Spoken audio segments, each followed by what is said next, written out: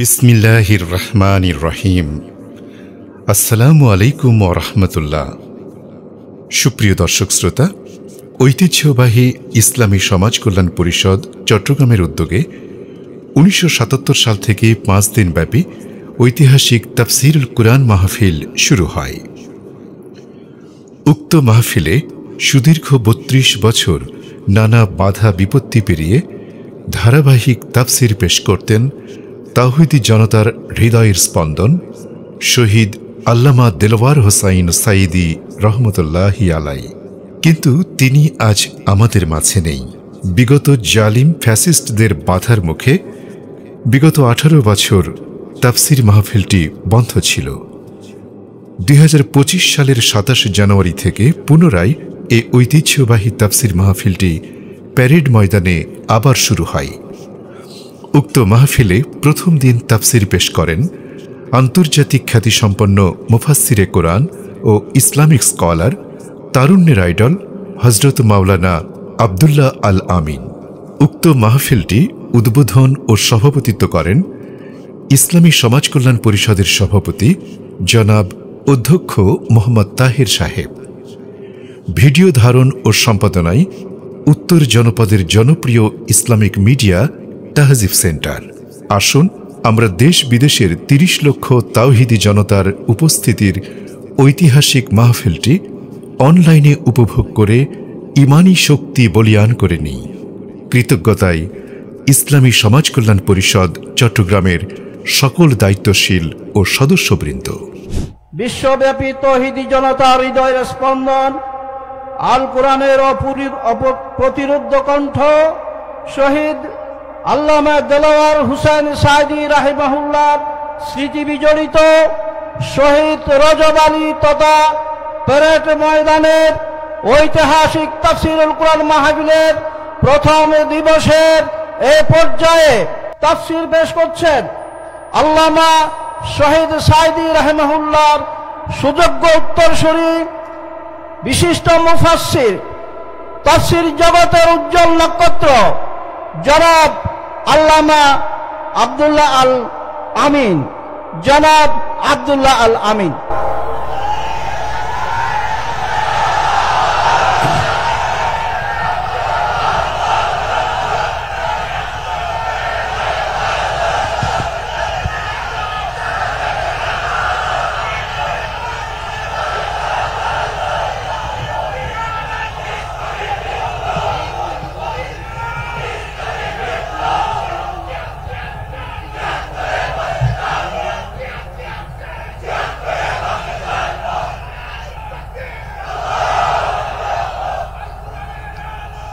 السلام عليكم ورحمة الله وبركاته.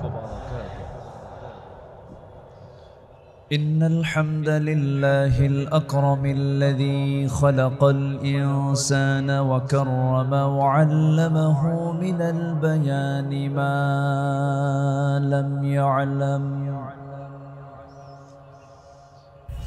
فسبحان الذي لا يحصى امتنانه باللسان ولا بالقلم.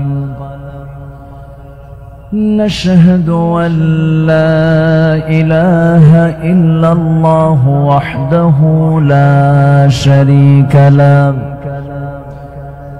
ونشهد أن سيدنا وحبيبنا ومولانا محمدا عبده ورسوله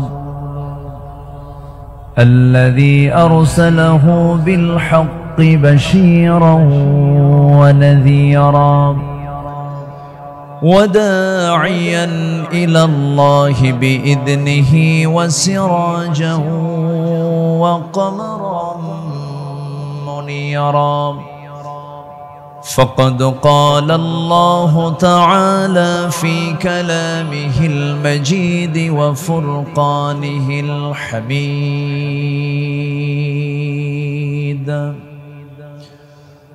أعوذ بالله من الشيطان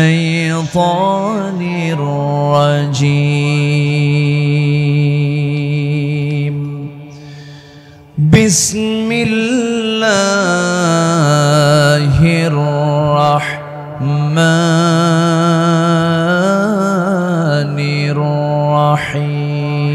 الرحيم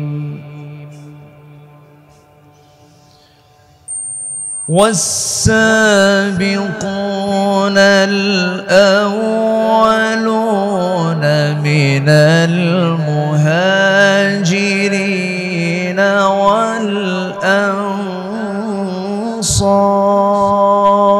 والأنصار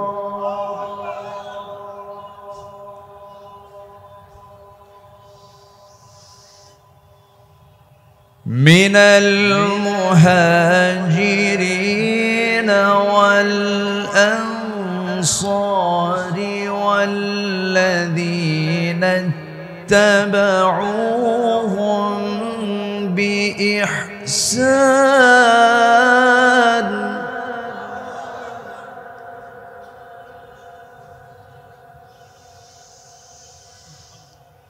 رضي الله عنهم ورضوا عنه وأعد لهم جنات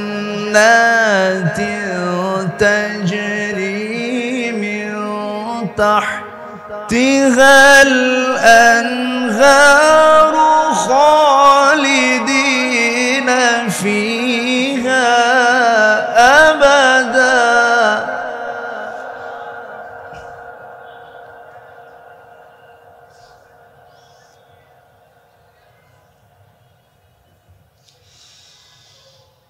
وأعد لهم جنات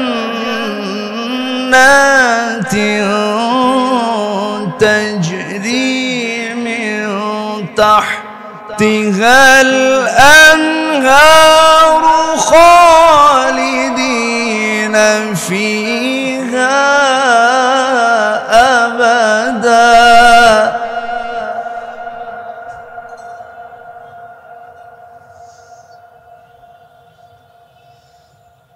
ذلك الفوز العظيم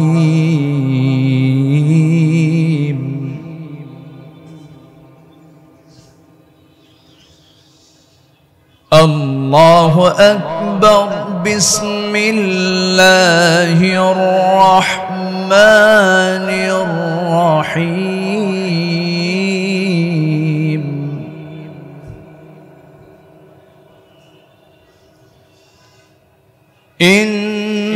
إن الله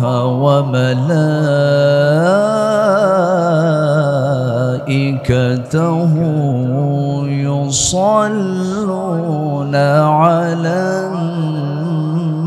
النبي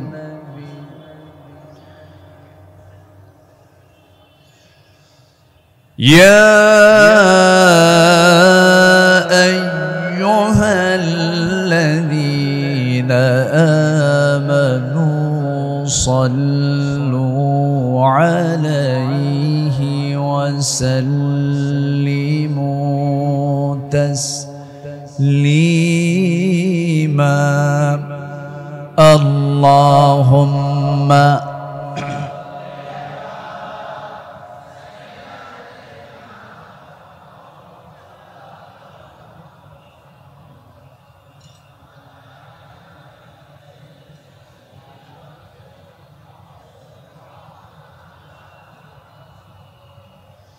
একটু মোহাব্বত দিয়ে নবীর প্রেমে মাতোয়ারা হয়ে জবান খুলে আওয়াজ দিয়ে সবাই বলুন আল্লাহুম্মা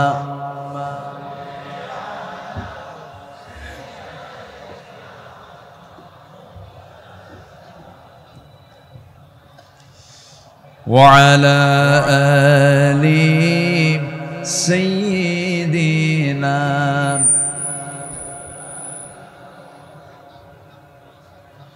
সবাই বলুন বালাগাল উলা বিকামালিহি কাশাফাত তুজা বিজামালিহি حسنت جميع خصاله صلوا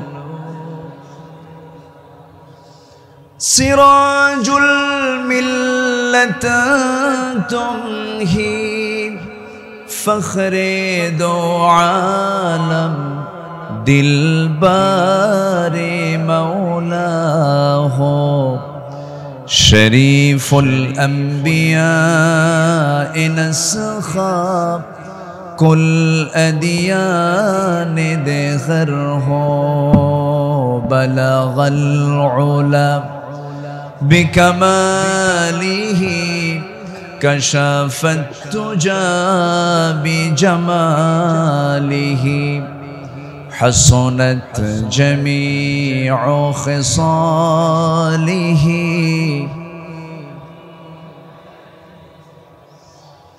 صورة يوسف بداري حكمة لقمان ما قارئ قرآن باري يهدي لسادمان ما بلغ العلا بكماله كشف التجى بجماله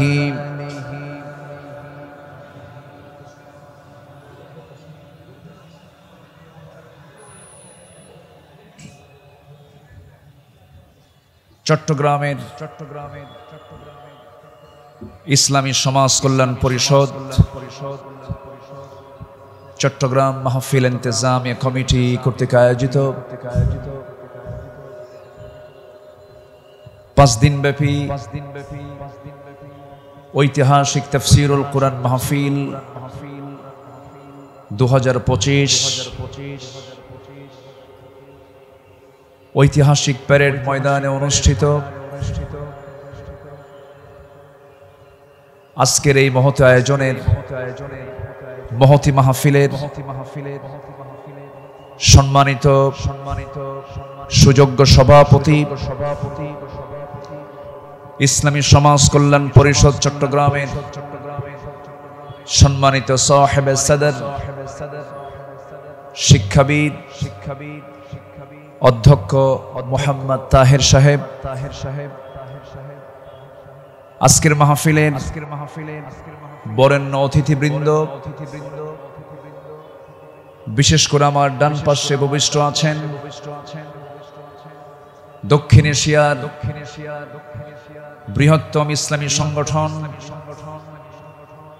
বাংলাদেশ জামাত ইসলামীর চট্টগ্রাম মহানগরীর সম্মানিত আমির, মজলুম জননেতা, শিক্ষাবিদ, গবেষক জনাব শাহজাহান চৌধুরী হাফিজাহুল্লাহ।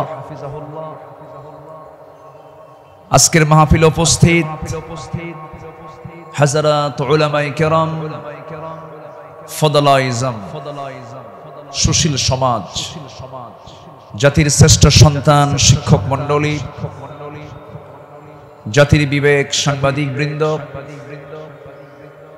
প্রশাসনের দায়িত্ব নিয়োজিত কর্মকর্তা বৃন্দ, আজকের মাহফিলের প্রধান আকর্ষণ দূরে ও কাছের বিভিন্ন স্থান থেকে, পার্শ্ববর্তী জেলা থেকে আগত তাওহীদের পতাকাবাহী, কালেমার ঝান্ডাবাহী, দ্বীন ইসলামের নরসারদুল বীর মুজাহিদ, প্রাণ প্রিয় সম্মানিত দ্বীনি ভাইরা, আড়ালে বসে আছেন শ্রদ্ধেয়া সম্মানিতা মা বোনেরা। আলোচনার সূচনায় আনুষ্ঠানিকতার মধ্য দিয়ে আমার পক্ষ থেকে আবারও দিলখোলা সালাম, আসসালামু আলাইকুম ওয়া রাহমাতুল্লাহি তাআলা ওয়া বারাকাতুহু।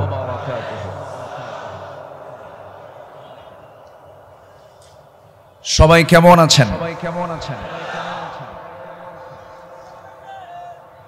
ওনারা বেগুন কেন আছেন যে আয় কম আছে আলহামদুলিল্লাহ, আল্লাহ তাআলা আমাকে আপনার সাথীতে বসে রেখেছেন, বলি আলহামদুলিল্লাহ। মহান রব্বে করিমের দরবারে লাখ কোটি শুকরিয়া যে মহান আল্লাহ সুবহানাহু ওয়া তাআলা দীর্ঘ 18 বছর পরে, দেড় যুগ পরে এই মাঠে কোরআন শোনার এমন একটি অনুকূল পরিবেশ যে মহান রব্বে করিম করে দিলেন, সেই মহান জাল্লা শানুহুর দরবারে আমরা সবাই লাখ কোটি শুকরিয়া আদায় করছি। মুহাব্বাতান জোরালো কণ্ঠে বলে উঠছি আলহামদুলিল্লাহ। চিৎকার মেরে বলছি আল্লাহুম্মা ইন্নী আসআলুকা আল হুদা ওয়াত তুকা ওয়াল আফাফা ওয়াল গিনা। সবাই বলি আল্লাহুম্মা আইন্নি আলা যিকরিকা ওয়া শুকরিকা ওয়া হুসনি ইবাদাতিকা। আমরা আল্লাহ তাআলার শুকর আদায় করে নিলাম। সম্মানিত হাজিরিন, এই মাহফিলের যিনি আলোচনা যিনি শুরু করেছেন, এই মাহফিল যাকে দিয়ে আলোচনা শুরু হয়েছে, শহীদ আল্লামা দিলওয়ার হুসাইন সাইদি রাহিমাহুল্লাহ। তিনি সর্বশেষ এই ময়দানে কথা বলেছেন 2006 সালে। এরপর পৃথিবীতে বেঁচে থাকার পরেও তিনি এই মাহফিল আসতে পারেন নাই। তিনি আসতে চেয়েছেন কিন্তু আসতে দেওয়া হয় নাই। তিনি আজকে আমাদের মাঝ থেকে বিদায় নিয়েছেন। তিনি আলামে বারজাখে আছেন। শুরুতেই আমরা তার রূহের মাগফিরাত কামনা করছি। আল্লাহ তুমি তার কবরটাকে জান্নাতের টুকরা বানায় দাও। সম্মানিত ভাইয়েরা, আজকে যদি তিনি বেঁচে থাকতেন, এই চেয়ারে বসার যোগ্যতা তো আমাদের নাই। আমি তো জানি আমার এলেম কালাম কদ্দুর। আমি আব্দুল্লাহ আমিন, লা ইলমা লানা ইল্লা মা আল্লামতানা। আজকে এই চেয়ারে তাকি মানায়। তিনি দুনিয়া থেকে বিদায় নিয়েছেন। তার বড় শখ দুটো ছিল, একটা হলো আল্লাহর ঘর জিয়ারা করা, তিনি প্রায় প্রায় বলতেন, আর আরেকটা হলো তিনি যেন বের হয়ে কোরআনের এই ময়দানের জন্য তিনি কথা বলতে পারেন। কিন্তু বাতিল শক্তিরা তাকে সেই তার চাওয়াটা পূরণ করতে দেয়নি। 2023 সালের 13ই আগস্ট চিকিৎসার নাম করে সুস্থ একজন মানুষকে জেলখানা থেকে বের করে হসপিটালে জোর করে ভর্তি করিয়ে ইনজেকশন পুশের মধ্য দিয়ে পয়জনিং করে বিষ প্রয়োগ করে দিল্লির প্রেসক্রিপশনে তাকে হত্যা করা হয়েছে। তাফসীর মাহফিলের এই প্ল্যাটফর্ম থেকে সুস্পষ্ট ভাষায় জানান দিতে চাই, আল্লামা সাইদির মতো এই কিংবদন্তির হত্যার সঙ্গে যারাই জড়িত চূড়ান্ত শাস্তি নিশ্চিত করা হোক। এ মতের পক্ষে রাজি আছেন কারা কারা? হাত উঁচু করে দেখান মুসলমান।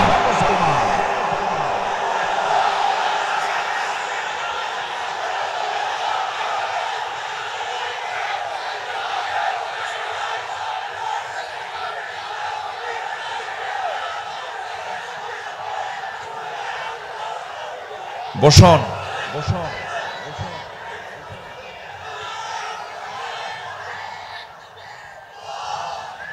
বসুন। সম্মানিত ভাইয়েরা, আজকের এই তাফসীর মাহফিলে তার নাম, জি বসুন বসুন বসুন বসুন। আজকের এই তাফসীর মাহফিলে তার যদি নামটা না নেওয়া হয় শুরুতে, বড় কৃপণতা হয়ে যাবে। সম্মানিত বন্ধুগণ, এই মাহফিল আবার 1.5 যুগ পরে শুরু হলো। এই মাহফিলকে তুমি আল্লাহ কিয়ামত পর্যন্ত কবুল করে নাও। এই মাহফিলের শুরু থেকে নিয়ে আজ পর্যন্ত যারা জড়িত আছেন, যারা বেঁচে আছেন, তাদের প্রতি খাস রহমত নাজিল করো, এবং যারা দুনিয়া থেকে বিদায় নিয়েছেন কবরগুলোকে জান্নাতের নূর দিয়ে মুনাফফার করে দাও। সম্মানিত ভাইয়েরা, আমি আলোচনার সূচনায় সর্বকালের সর্বযুগের সর্বশ্রেষ্ঠ গ্রন্থ, complete and balanced code of life, Al Quran আল মজিদের গুরুত্বপূর্ণ একটি সূরা, সূরাতুত তাওবার একটি আয়াত আমি তেলাওয়াত করেছি। সূরা তাওবার 100 নম্বর আয়াত আমি তেলাওয়াত দিয়ে শুরু করেছি। আয়াতটিকে সামনে রেখে কিছু কথা আমি বলতে চাচ্ছি। আল্লাহ যেন আমার মুখ থেকে সেই কথাগুলোই বের করে দেন যে কথাগুলো মুসলিম উম্মার জন্য এই মুহূর্তে দারুণ প্রয়োজন। সম্মানিত হাজিরিন, এই পৃথিবীতে শ্রেষ্ঠ মানুষ হচ্ছেন আম্বিয়ে কেরাম, এবং পৃথিবীর প্রথম মানুষও একজন নবী ছিলেন, আমাদের সবার পিতা সাইয়্যিদানা আদম আলাইহিস সালাতু ওয়াস সালাম। এবং এটার সিলসিলা শেষ হয়েছে খাতামুন নবিয়্যিন, সরওয়ারে কায়নাত, রাহমাতুল লিল আলামিন, রহমত আলম, নবী মুকাররম জনাবে মুহাম্মদুর রাসূলুল্লাহ সাল্লাল্লাহু আলাইহি ওয়াসাল্লাম, তার সময় এসে নবুয়তের এই সিলসিলা শেষ হয়েছে।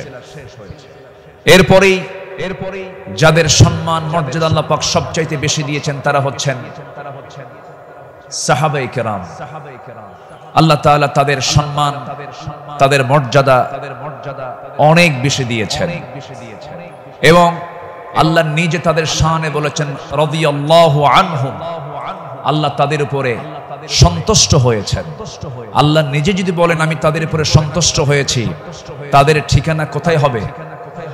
জান্নাত হবে, এটাই স্বাভাবিক। সেই সাহাবায়ে কেরামদের জীবন থেকে কিছু কথা, আমার নবীর আদর্শে গড়া সাহাবীদের বিপ্লবী জীবন, মুমিনের অনুসরণীয় পথ, এই বিষয়ে আমি আজকে কিছু কথা বলতে চাচ্ছি। ওয়ামা তাওফীকি ইল্লা বিল্লাহ আলাইহি তাওয়াক্কালতু ওয়া ইলাইহি উনীব। আসুন সোজা আমরা আলোচনার দিকে চলে যাই। যেহেতু এক রাত আমি পেয়েছি, আল্লামা সাঈদ রাহিমাহুল্লাহ এমন একজন ব্যক্তি ছিলেন, একটানা একজন আলোচক 5 দিন একই প্ল্যাটফর্মে কথা বলেছেন। এমন রেকর্ড বাংলার জমিন আজ পর্যন্ত কেউ দেখাতে পারেন নাই। বলি আলহামদুলিল্লাহ, জোরে বলি আলহামদুলিল্লাহ। সম্মানিত হাজিরিন, আমরা যে কিতাব নিয়ে বসেছি, এই কিতাব আসমানি কিতাব। পৃথিবীর সকল কিতাব হলো দুনিয়ার, আর এই কিতাব হলো আসমানি, স্বতন্ত্র একটি কিতাব। আল্লাহ রাব্বুল আলামিন তার কালামে তার পরিচয় দিয়ে অনেক সূরার সামনে আগে এই কিতাবের সৌন্দর্য তুলে ধরেছেন, এই কিতাবের পরিচয় আগে তুলে ধরেছেন। যেমন কোরআন খোলার সঙ্গে সঙ্গেই আমরা পেয়ে যাই আমার রবের পরিচয় আলহামদুলিল্লাহি রাব্বিল আলামিন। এরপরে আমরা যখন সেকেন্ড সূরাতে আসি তখন পেয়ে যাই এই কিতাবের পরিচয় যালিকাল কিতাব লা রাইবা ফীহি। আবার আলে ইমরানে আসেন, এরকম পরিচয় পাওয়া যায়। সূরা ইয়াসিন, সূরা রহমান, সূরা ইউসুফ, অনেক সূরার শুরুতে আল্লাহ রাব্বুল আলামিন আগে এই কিতাবের সৌন্দর্য তুলে ধরেছেন। আল্লাহ রাব্বুল আলামিন বলেন আর রহমান আল্লামাল কুরআন খালাকাল ইনসানা আল্লামাহুল বায়ান الشمس والقمر بحسبان والنجم والشجر يسجدان জোরে বলুন আল্লাহু আকবার। তিনি রহমান, যিনি বান্দাকে কোরআন শিক্ষা দিয়েছেন। আবার ইয়াসিনে চলে যান, ইয়াসিন ওয়াল কুরআনিল হাকীম ইন্নাকা লামিনাল মুরসালিন আলা সিরাতিম মুস্তাকিম। আল্লাহ রাব্বুল আলামিন এই কিতাবের পরিচয় অনেক সূরার শুরুতেই দিয়েছেন। আগে কিতাব সম্পর্কে বান্দা বুঝে নাও। সচরাচর অন্য কিতাবের মতো এই কিতাব এমনটা নয়। আল্লাহ রাব্বুল আলামিন এই বান্দার জন্য কিতাবটাকে কি করে দিয়েছেন? আল্লাহ রাব্বুল আলামিন বলেন, তিবিয়ানাল লিকুল্লি শাই, তোমার জীবনের জন্য যা কিছু প্রয়োজন সব আয়োজন আমি এর মধ্যে করে দিয়েছি, কোথাও যাওয়ার দরকার নাই।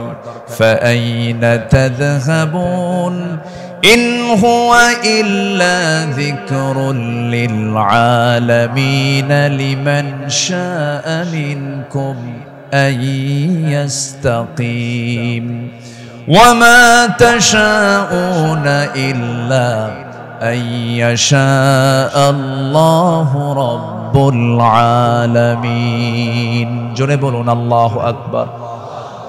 তুমি কোথায় যাও? কোন পথে দৌড়াচ্ছ? দুনিয়ার কোন তন্ত্র মন্ত্রের দিকে দৌড়াও? দুনিয়ার কোন আইনের দিকে দৌড়াও? এই পৃথিবীতে 70 থেকে 80টি মানব রচিত মতবাদ আছে।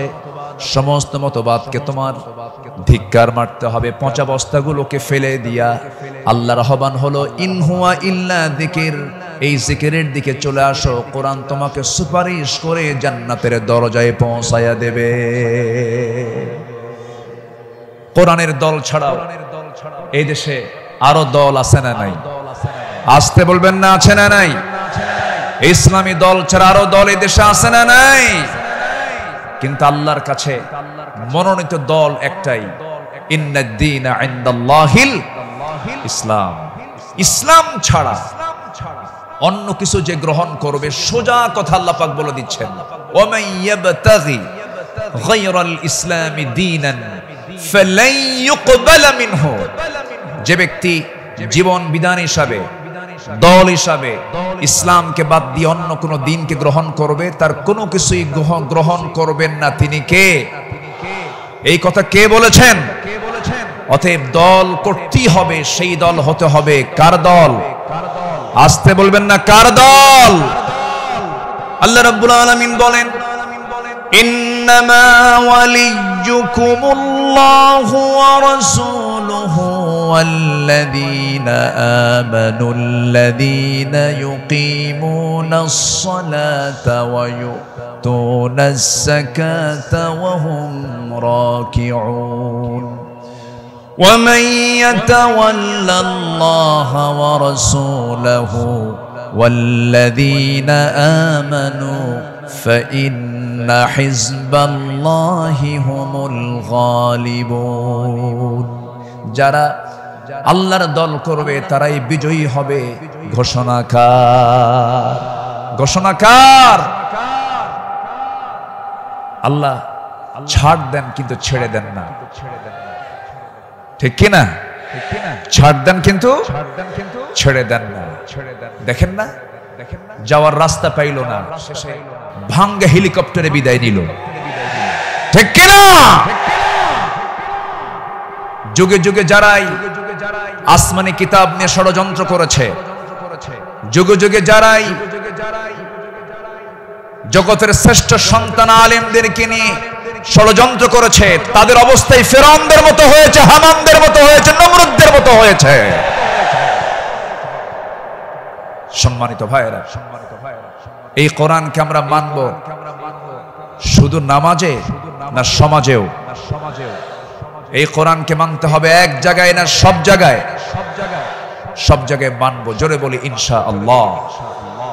এর মধ্যে কোনো তথ্য বাদ পড়েনি, সব তথ্য আল্লাহ পাকের মধ্যে দিয়েছেন। মিন শাইইন ওয়ালা আসগরা মিন যালিকা ওয়ালা আকবারা ইল্লা ফি কিতাবিম মুবিন। এমন কোন ছোট বিষয় নাই যা বাদ পড়েছে, আবার এমন কোন বড় বিষয় নাই যা বাদ পড়েছে। সব বলে দিয়েছেন তিনি আমার কে, আল্লাহ পাক। আল্লাহ তাআলা একটা সূরা নাজিল করেছেন, সূরাতুন নাহল, মৌমাছি। শতকের উপর শতক, হাজারো গবেষণার পরে সর্বপ্রথম 1973 সালে অস্ট্রিয়ান একজন বিজ্ঞানী কার্ল ভন ফ্রিশ মৌমাছির জীবন চক্র নিয়ে গবেষণা করে তিনি নোবেল পুরস্কার পান। তিনি এই বিষয়ে একটা বইও লিখেছেন যার নাম হলো দ্য ড্যান্সিং বিজ। তিনি সর্বপ্রথম ফটোগ্রাফির মাধ্যমে প্রমাণ করে দেখিয়েছেন মূলত ফিমেল ওয়ার্কার বি, মধু সংগ্রহ এবং মৌচাক নির্মাণের মূল কর্মী তারা। অথচ মহান রব্বুল আলামিন আজ থেকে ১৫০০ বছর আগে এই নারী কর্মী মৌমাছির কথা জানিয়ে দিয়েছেন কোরআনে ১৫০০ বছর আগে। জোরে বলি সুবহানাল্লাহ। আল্লাহ রাব্বুল আলামিন বলেন, وَأَوْحَى رَبُّكَ إِلَى النَّحْلِ أَنِ اتَّخِذِي مِنَ الْجِبَالِ بُيُوتًا وَمِنَ الشَّجَرِ وَمِمَّا يَعْرِشُونَ। জোরে বলুন আল্লাহু আকবার। আমার বন্ধুগণ, নাম্বার 2 হলো আল্লাহ রাব্বুল আলামিন এই মৌমাছি যে তথ্যগুলো দিয়েছেন সেই তথ্যের হালে এসে তারা বলতেছে, কিন্তু ১৫০০ বছর আগে আল্লাহ রাব্বুল আলামিন তা জানিয়ে দিয়েছেন।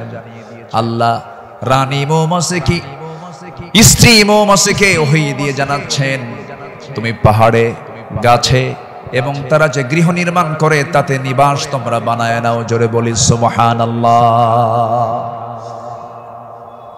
নাম্বার 2, তিনি প্রমাণ করেছেন যখন একটি কর্মী মৌমাছি নতুন ফুলের বাগান বা উদ্যান খুঁজে পায় তখন সে অন্য মৌমাছিদের সঠিক পথের দিক নির্দেশনা দেয়। কার্ল ভন ফ্রিচ এই নামের নাম দেন, এই নাচের নামটা দেন হচ্ছে ওয়াগল ড্যান্স, যা পৃথিবী জুড়ে সাড়া ফেলে। অথচ এই তথ্য কোরআনের কাছে অনেক পুরাতন। মহান আল্লাহ তাআলা ১৫০০ বছর আগে এটাও জানিয়ে দিয়েছেন। জোরে বলি সুবহানাল্লাহ। আল্লাহ রাব্বুল আলামিন বলেন, সুম্মা কুলি মিন কুল্লি সামারাতি ফাসলুকি সুবুলা রাব্বিকা যুলুলা। জোরে বলুন আল্লাহু আকবার। তুমি প্রত্যেক ফল থেকে আহার করো এবং তুমি আমার রবের সহজ পথে চলো। আল্লাহু আকবার। বিজ্ঞান হালে বলছে, কোরআন ১৫০০ বছর আগে বলছে। তাহলে এখন বলুন, বিজ্ঞান কোরআন বিজ্ঞান থেকে নিয়েছে না বিজ্ঞান কোরআন থেকে ধার করেছে? বিজ্ঞান কোরআন থেকে ধার করেছে। এখানে শেষ নয়। নাম্বার 3, বর্তমান সময়ে বিজ্ঞানীরা নিখুঁত গবেষণার মাধ্যমে প্রমাণ করেছেন আসলে মধু বের হয় মৌমাছির পেট থেকে, মৌমাছির পেট থেকে। এই আশ্চর্য তথ্যটিও মহান রব্বুল আলামিন ১৫০০ বছর আগেই জানিয়ে দিয়েছেন। সুবহানাল্লাহ। আল্লাহ রব্বুল আলামিন বলেন, ইয়াখরুজু মিন বুতুনিহা শারাবুম মুখতালিফুন আলওয়ানুহু ফীহি শিফাউন লিন-নাস ইন্না ফী যালিকা লাআয়াতান লিকাওমিন ইয়াতাফাক্কারুন। জোরে বলুন আল্লাহু আকবার। তার পেট থেকে এমন পানীয় বের হয় যা রং ভিন্ন ভিন্ন, যাতে রয়েছে মানুষের জন্য রোগ নিরাময়। নিশ্চয় এতে নিদর্শন রয়েছে সেই কওমের জন্য যারা চিন্তা করে। জোরে বলে সুবহানাল্লাহ। আল্লাহ তাআলার কি একটা ফার্মাসিউটিক্যাল কোম্পানি, কি বিশাল বড় একটা ফ্যাক্টরি আল্লাহ পাক মৌমাছিকে এই দায়িত্ব দিয়ে দিয়েছে। 1 পাউন্ড মধু বানাতে 550 মৌমাছিকে প্রায় 20 লাখ ফুলে ভ্রমণ করতে হয়। সুবহানাল্লাহ বলবেন না? সেখানে একটা কর্মী মৌমাছিকে ৮০,০০০ কিলোমিটার পথ অতিক্রম করতে হয়।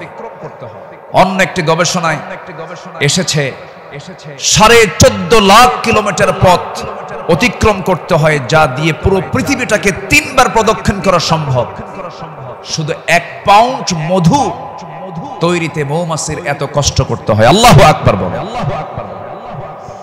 মহান আল্লাহ তাআলা এই মৌমাছির মধ্যে সঠিক পরিমিত তাপমাত্রা বোঝার মতো আশ্চর্য একটা ক্ষমতা দিয়েছেন। মৌচাকের সঠিক তাপমাত্রা ৩৫ ডিগ্রি সেলসিয়াস থাকা প্রয়োজন। যদি কখনো তাপমাত্রা এর কম ৩০ ডিগ্রিতে নেমে আসে, তখন মৌমাছিগুলো সবাই একত্রিত হয়ে তাদের ডানাগুলো ঝাঁপিয়ে তাপমাত্রা বৃদ্ধি করে। জোরে বলে সুবহানাল্লাহ। আবার যদি কখনো তাপমাত্রা যদি বেড়ে যদি ৪০ ডিগ্রি হয়ে যায়, তখন আবার তারা উল্টো দিকে ডানা ঝাপটিয়ে মৌচাকে তাপমাত্রা ঠান্ডা করে। তখন আবারও ৩৫ ডিগ্রি তাপমাত্রায় নিচে স্বাভাবিক হয়ে যায়, নিচে নেমে আসে। এগুলো কার কুদরত? আসতে বলবেন না, কার কুদরত? আল্লাহর কুদরত। সম্মানিত ভাইরা, আল্লাহ রাব্বুল আলামিন এই কিতাবের ভিতরে হাদিদ নামে, লোহা নামে একটা সূরা নাজিল করেছেন। সূরার নাম কি? হাদিদ, লোহা। লোহা ছাড়া কিছুই হয় না। এই লোহা নিয়ে বিজ্ঞান গবেষণা করে বলছে, আধুনিক বিজ্ঞান বলতেছে লোহার সৃষ্টি পৃথিবীতে নয়, বরং লোহা এসেছে বহির জগৎ থেকে, আকাশ থেকে। কারণ পৃথিবীর পরিবেশে লোহা উৎপাদনের জন্য অনুপযোগী। কেননা সূর্যের যে তাপমাত্রা লোহা উৎপাদনের জন্য যথেষ্ট নয়। সূর্যের কেন্দ্রের তাপমাত্রা হলো ১৫ মিলিয়ন ডিগ্রি সেলসিয়াস, আর সূর্যের পৃষ্ঠে অর্থাৎ ফটোস্ফিয়ারের তাপমাত্রা হচ্ছে ৫.৫ থেকে ৬,০০০ ডিগ্রি সেলসিয়াস। অথচ লোহা উৎপাদনের জন্য আনুমানিক ৫ বিলিয়ন ডিগ্রি সেলসিয়াস প্রয়োজন। বিজ্ঞানীদের ধারণা কোন সুপারনোভা বিস্ফোরণ থেকেই এই লোহার আগমন ঘটে থাকতে পারে। অথচ মহান রব্বুল আলামিন ১৫০০ বছর আগেই সূরা হাদিদে জানিয়ে দিয়েছেন আল্লাহ পাক লোহা নাজিল করেছেন। সুবহানাল্লাহ বলবেন না? আল্লাহ রাব্বুল আলামিন বলেন, وَأَنزَلْنَا الْحَدِيدَ فِيهِ بَأْسٌ شَدِيدٌ وَمَنَافِعُ لِلنَّاسِ। সূরাতুল হাদিদ আয়াত নাম্বার ২৫। মহান রব্বুল আলামিন বলেন, আমি লোহা নাজিল করেছি যাতে রয়েছে প্রচন্ড শক্তি, মানুষের জন্য বহুবিধ উপকার। জোরে বলি সুবহানাল্লাহ। তাহলে বিজ্ঞান এগুলো প্রমাণ করেছে না কোরআন থেকে ধার করেছে? কোরআন থেকে ধার করেছে। বিজ্ঞান দিয়ে কোরআন যাচাই হবে না, কোরআন দিয়ে বিজ্ঞান যাচাই হবে। কোন আইন দিয়ে কোরআনকে ব্যর্থ করার চেষ্টা করলে সে ব্যর্থ হবে। কোরআন দিয়ে পৃথিবীর সকল আইনকে ব্যর্থ করতে হবে। যারা বলেন কোরআন আর রাজনীতি ভিন্ন বিষয়, তাদের নতুন করে ঈমান আনতে হবে। কোরআন হচ্ছে আইন এবং প্রশাসনের চলন্ত বিশ্বকোষ। এটা দিয়েই নামাজ যেমন চলতে পারে, সমাজও চলতে পারে। কোরআন দিয়ে ক্যান্টনমেন্ট চলবে, কোরআন দিয়ে প্রশাসন চলবে। কোরআন দিয়ে চলতে পারে না এমন কোন প্ল্যাটফর্ম নেই, কোরআন দিয়ে সব চলবে, এটাই স্বাভাবিক। এই বিশ্বাস যার আছে তার ঈমান আছে, এই বিশ্বাস যার নাই তার ঈমান নাই, নাই, নাই।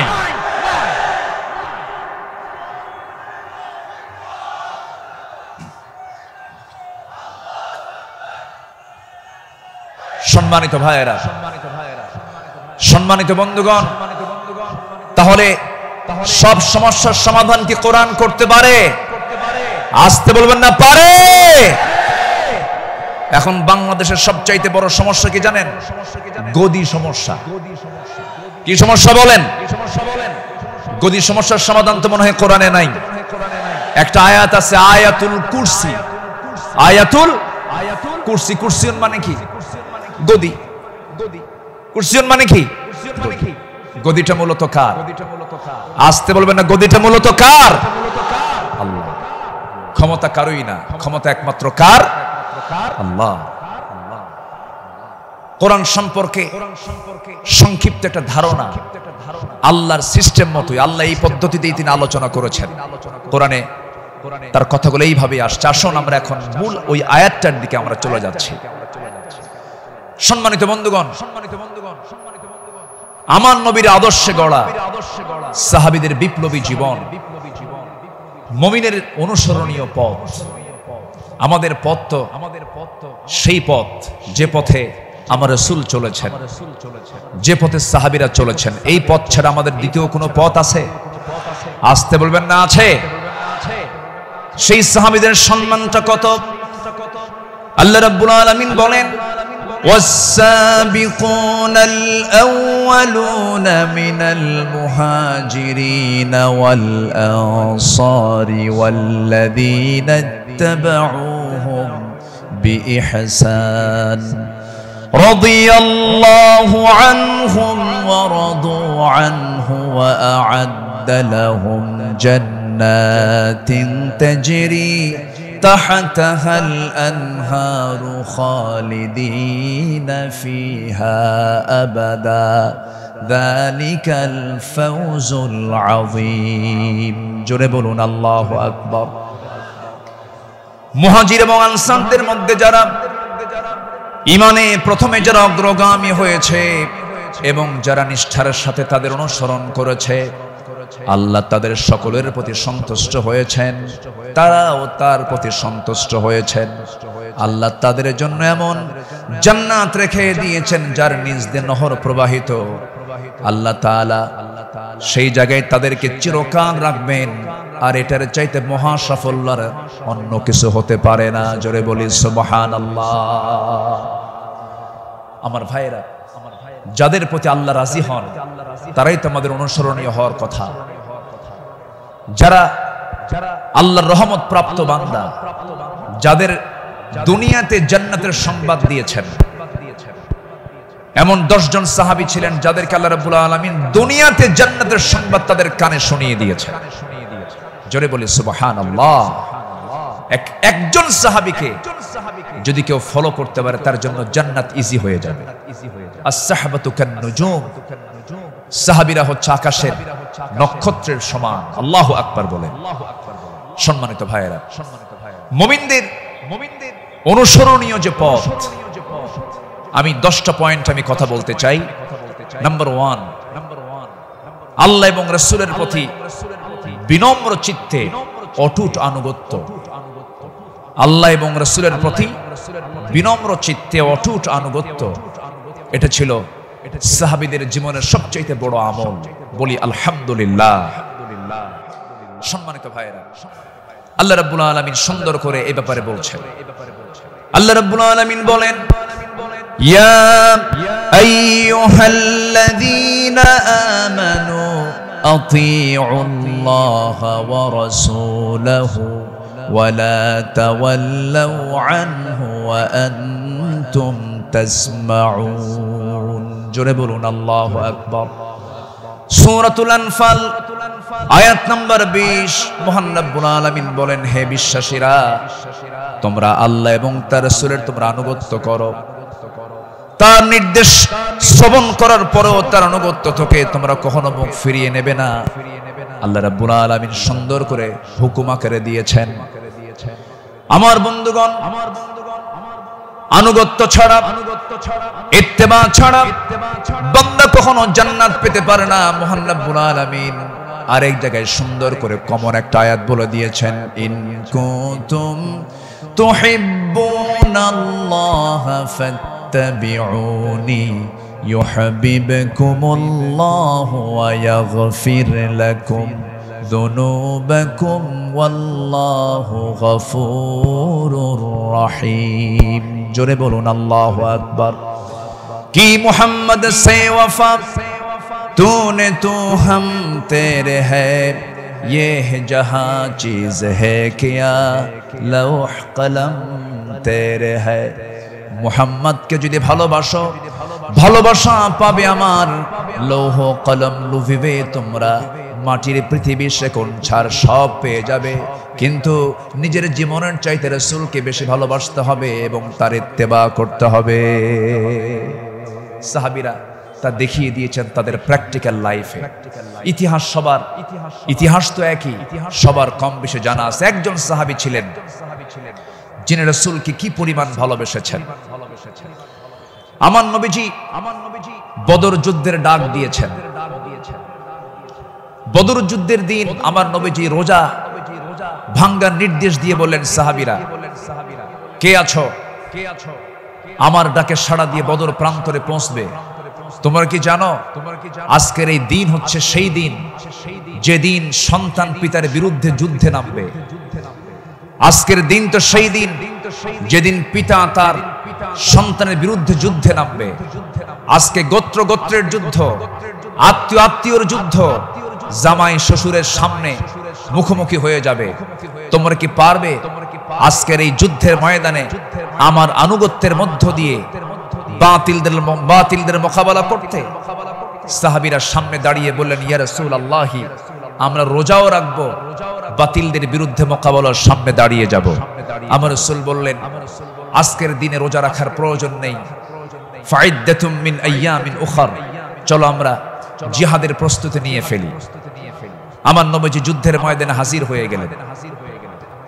আমার নবীজি যুদ্ধের ময়দানে যখন দাঁড়ালেন, 313 জন সাহাবী নিয়ে বদর নামক প্রান্তরে, রমজান মাস, আমার নবীজির সামনে যখন দাঁড়ালেন, যুদ্ধ শুরু হয়ে গেছে। ওই যুদ্ধের ময়দানে 313 জন সাহাবীর ভিতরে 2 জন সাহাবী ছিলেন, তাদের বয়স একদম কম ছিল, মুআজ এবং মুআজ। এই 2 জন ছোট্ট সাহাবী, 11 এবং 13 বছর বয়স। এই 2 জন সাহাবী নবীর কাছ থেকে পারমিশন নিয়ে নিলেন, যুদ্ধের ময়দানে গিয়া প্রথম কাতারে দাঁড়ায় গেছে। এক সাহাবীকে ডাক দিয়ে বলছে, ও আমার চাচা, আবু জেহেল কোথায়? আবু জেহেল দিয়ে কি করবা?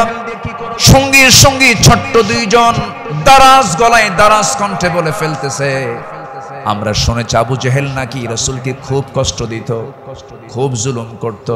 আজকে আমরা কারো বিরুদ্ধে যুদ্ধ করতে আসি নাই, আবু জেহেলকে আজকে দুনিয়া থেকে বিদায় করার জন্য আজকে আমরা যুদ্ধে হাজির হয়েছি। ছোট্ট বাচ্চা মানুষ, ছোট কিন্তু ইমান খুব বড়, মজবুত ইমান। এই ছোট্ট বাচ্চার কথা শুনে ওই সাহাবী আশ্চর্য হয়ে গেলেন। সাহাবী আশ্চর্য হয়ে বলতেছে, তোমরা কি তাকে সত্যি হত্যা করবে নাকি? হত্যা করব। ওই যে দেখা যায় ঘোড়ার পিঠে বসে আছে, 2 দিকে পা ছেড়ে দেওয়া। শুধু বলতে দেরি হয়েছে, যেতে দেরি হয় নাই। সিংহের মতো গর্জন দিয়া বাস পাখির মতো উড়ন্ত হয়ে দৌড় মারা শুরু করে দিয়েছে। আবু জেহেলের 2 পাশে 2 জন দাঁড়ায় গেছে।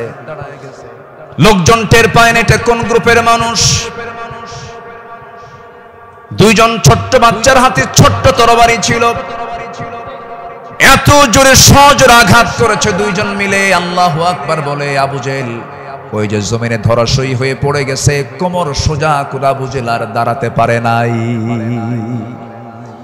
এইদিকে বড় ভাই মুআজের পিছন থেকে একজন কাফের এসে তার ডান হাতে পিছন দিক থেকে তরবারির যখন একটা আঘাত দিয়েছে, এক আঘাতে তার ডান হাতটা চামড়ার সঙ্গে ঝুলতে লাগলো।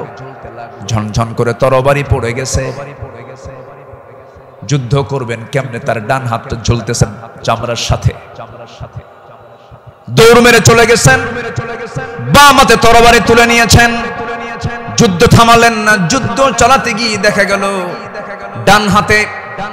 ডান হাতটা চামড়ার সঙ্গে ঝুলে আছে, ঝুলন্ত হাতটা এসে বাম হাতে বারবার ধাক্কা খাচ্ছে, ডিস্টার্ব হচ্ছে মনে করে ঝুলন্ত ডান হাতটা বাম্পার নিচে রেখে এত জোরে টান মারলেন, এক টানে হাতটা ছিটকে পড়ে গেল। বাম হাতে যুদ্ধ চালাতে লাগলেন। বাম হাত পিছন দিক থেকে আঘাত করে তার কেটে ফেলে দিল। ঝনঝন করে তরবারি পড়ে গেছে, আর যুদ্ধ করতে পারছেন না। যুদ্ধ করবেন কেমনে? 2 হাতিতে চলে গেছে। আরেকজন কাফের এসে গর্দান বরাবর যখন আঘাত এনেছে, দুনিয়া থেকে এই ছোট্ট 13 বছরের নাবালক সন্তান দুনিয়া থেকে বিদায় নিয়ে গোটা বিশ্ববাসীকে জানান দিচ্ছে, ও পৃথিবীর মানুষ, আমরা দিন কায়েমের জন্য যে জীবন দিলাম এমন করেই দিন কায়েমের পথে জীবনটা দিতে হয়। জোরে বলি সুবহানাল্লাহ, আরো জোরে বলি সুবহানাল্লাহ, আরো জোরে বলি সুবহানাল্লাহ। আমার বন্ধুগণ, আমার নবীজি আল্লাহর পথে যত হাজারো বিপদ এসেছে বিনম্র চিত্তে অটুট আনুগত্য আমার নবীজি আল্লাহর করেছেন। তার বড় একটা প্রমাণ হলো, একটু শুনুন, কান লাগায়া কতগুলো শুনেছি, বারবার শোনার প্রয়োজন আছে। নবীজি তার জীবনের সবচাইতে বেশি মার খেয়েছেন দুই জায়গায়, একটা হলো তায়েফের ময়দান, আরেকটা হচ্ছে উহুদের ময়দান। তায়েফের ময়দানের আঘাতটা আমার নবীজির যে পরিমাণ লেগেছিল, মাথা থেকে পা পর্যন্ত ক্ষত বিক্ষত হয়ে পড়েছিল, এমন কোন জায়গা নাই যে জায়গায় নবীজির দাগ ছিল না। উহুদের ময়দানে তিনি দাঁত হারিয়েছেন। খন্দকের পরীক্ষা খনন করতে গিয়ে তিনি তার কোমর হারিয়েছেন। যখন পরীক্ষা খনন করতে গেছেন, 4 দিনের না খাওয়া রাসূল পরীক্ষা খনন করতে গিয়ে ওই যে কোমর কুঁজো হয়ে গিয়েছিল, মৃত্যুর দিন পর্যন্ত আমার নবীজি কোমর সোজা করে দাঁড়াতে পারেন নাই। এত বড় কঠিন মুসিবতের সম্মুখীন আমার নবীজি হয়েছেন। সবচেয়ে কঠিন টাইম চলে গেছে হলো তায়েফের ময়দানে। বুক ভরা আশা নিয়ে কালিমার দাওয়াত দিতে গেছেন, কিন্তু সেই জায়গায় গিয়ে আমার নবীজি ফুল পেয়েছেন না পাথর পেয়েছেন? ফুল পেয়েছেন না পাথর পেয়েছেন? পাথর পেয়েছেন। কিন্তু আমার নবীজি রক্তাক্ত অবস্থায় পড়ে থাকলেন, জুতার তলার সঙ্গে পায়ের তলার জমাট বেঁধে গেছে, নবীজি দাঁড়াতে পারছেন না, সেন্সলেস হয়ে পড়েছিলেন। কিন্তু যখন হুঁশটা ফিরে আসলো, মালাকুল জিবাল এসে নবীকে লক্ষ্য করে বলছেন, ইয়া রাসূলুল্লাহ, দুই দিকের পাহাড় দিয়ে চাপা দিয়ে এদেরকে আমি শেষ করে দিই, আপনি শুধু অর্ডার করেন।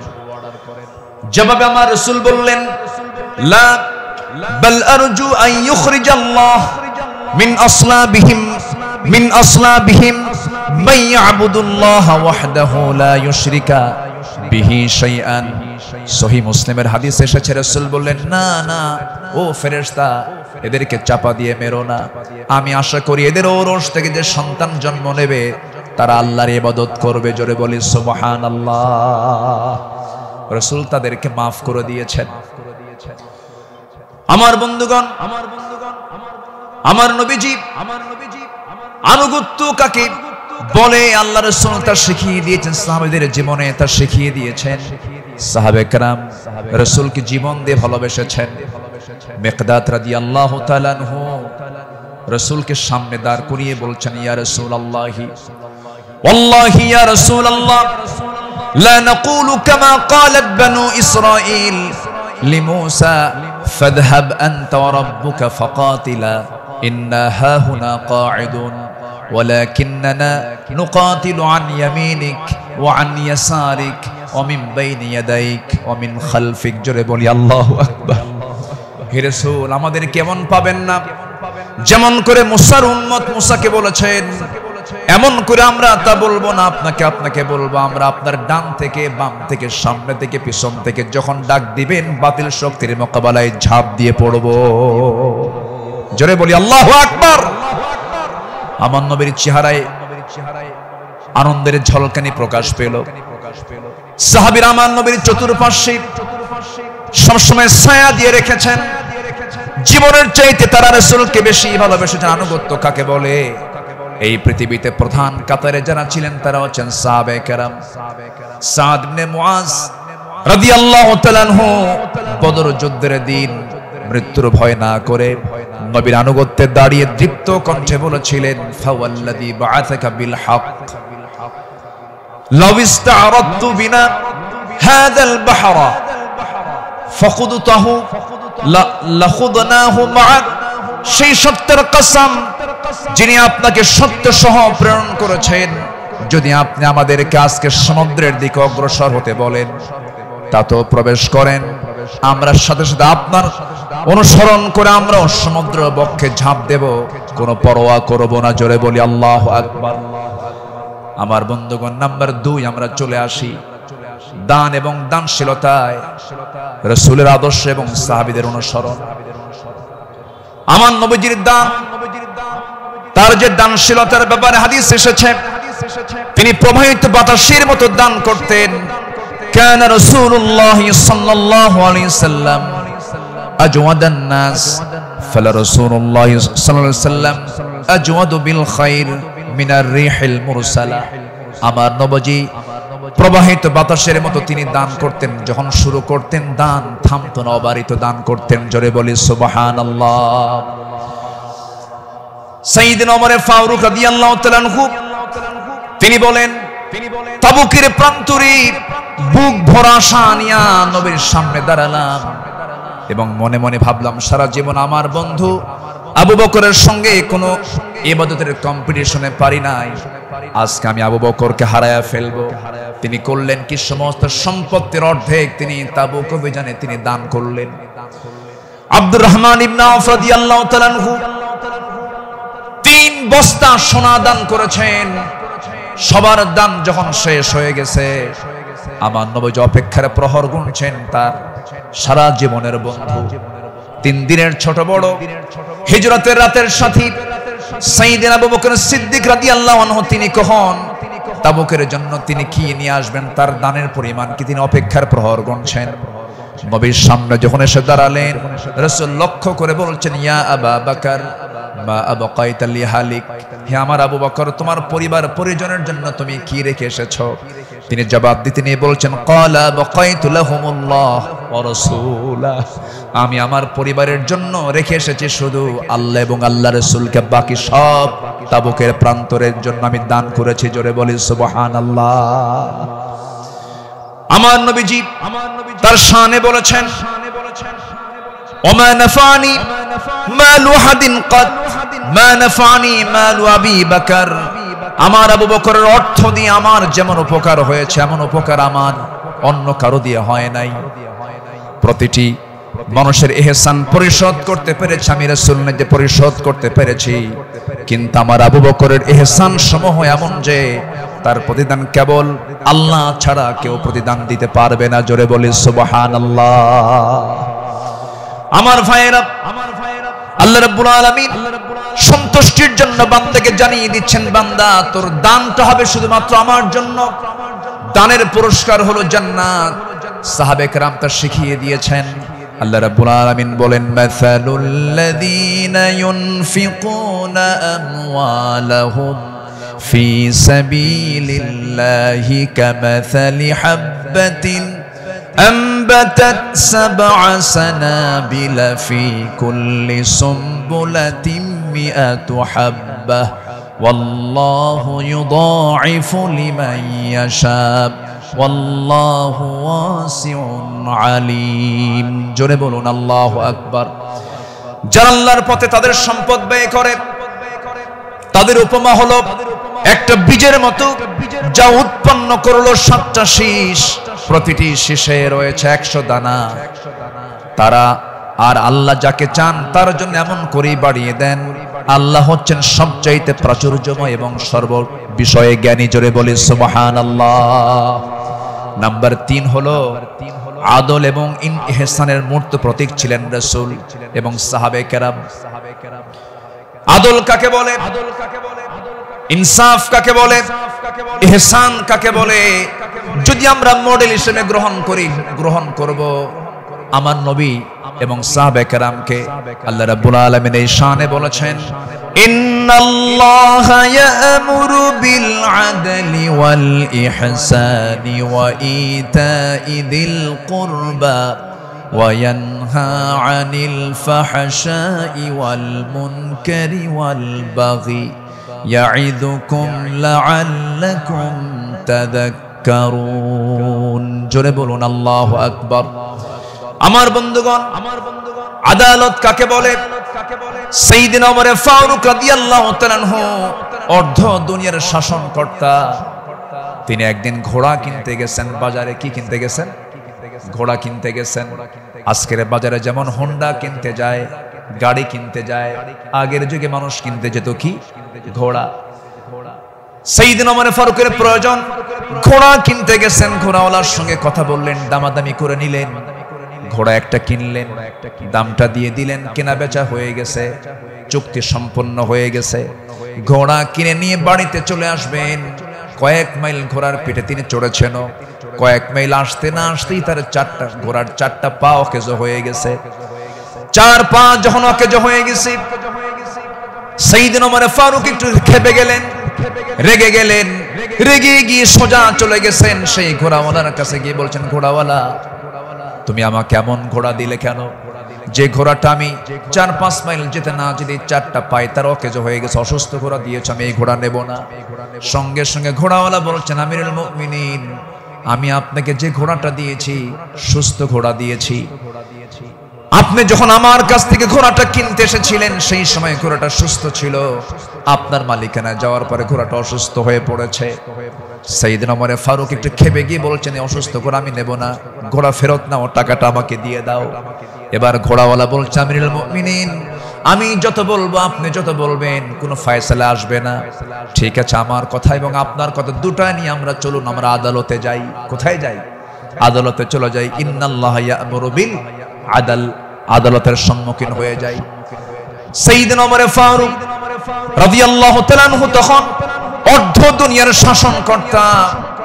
এই কথা শোনার সঙ্গে সঙ্গে তিনি তার সকল কথাকে তিনি অফ করে দিলেন, চোখ মেরে গিয়ে বলছেন, ঠিক আছে ঘোড়াওয়ালা, চলো আদালতে হাজির হই, চলো আদালতে ফয়সালা দিয়ে দেবে। চিন্তা করে দেখুন, অর্ধ দুনিয়ার শাসনকর্তা ওমর ফারুক সামান্য এক ঘোড়াওয়ালা মামলা দিচ্ছে, সেই মামলায় তিনি হাজির হচ্ছেন। চলে গেলেন আদালতে। আদালত চত্বরে গিয়ে যখন হাজির হলেন, বিচারালয়ের চেয়ারে বসা একজন কাজী যখন সাইয়েদনা ওমর ফারুককে দেখেছেন, দেখা মাত্রই তিনি দাঁড় হয়ে বলছেন, আমিরুল মুমিনিন, আপনি কেন আদালতে, কি হয়েছে? তিনি এবার বলছেন, বিচারপতি, আমি ঘোড়া কিনতে গেছি, ঘোড়া সে আমাকে অসুস্থ ঘোড়া দিয়েছে, আমি এই ঘোড়া নেব না, সেজন্য বিচার আদালত পর্যন্ত গড়িয়েছে, কি করা যায়? কাজী সুরাই ইবনুল হারিস আল কিন্দি রাহিমাহুল্লাহ সেই বিচারপতির নাম। তিনি বলছেন, আমিরুল মুমিনিন, দুপক্ষের কথাই তো শুনতে হবে। দুপক্ষের কথাই তিনি শুনলেন। ঘোড়াওয়ালাও তার বক্তব্য দিল, খলিফাতুল মুসলিমিন তিনিও তার বক্তব্য পেশ করলেন, তার কথাগুলো বললেন। দুজনের কথা শোনার পরে কাজী সুরাই ইবনুল হারিস আল কিন্দি রাহিমাহুল্লাহ এবার বলছেন, আমিরুল মুমিনিন, অবশ্যই আপনি সম্মানিত, আপনি খলিফাতুল মুসলিমিন, কিন্তু আদালতটাকে কায়েম করার জন্য আমি আজকে আপনার কাছে দুঃখ প্রকাশ করছি। আজকে এই আদালতের রায়টা আপনার পক্ষে যাবে না, এই রায়টা সম্পূর্ণ ঘোড়াওয়ালার পক্ষে চলে যাবে।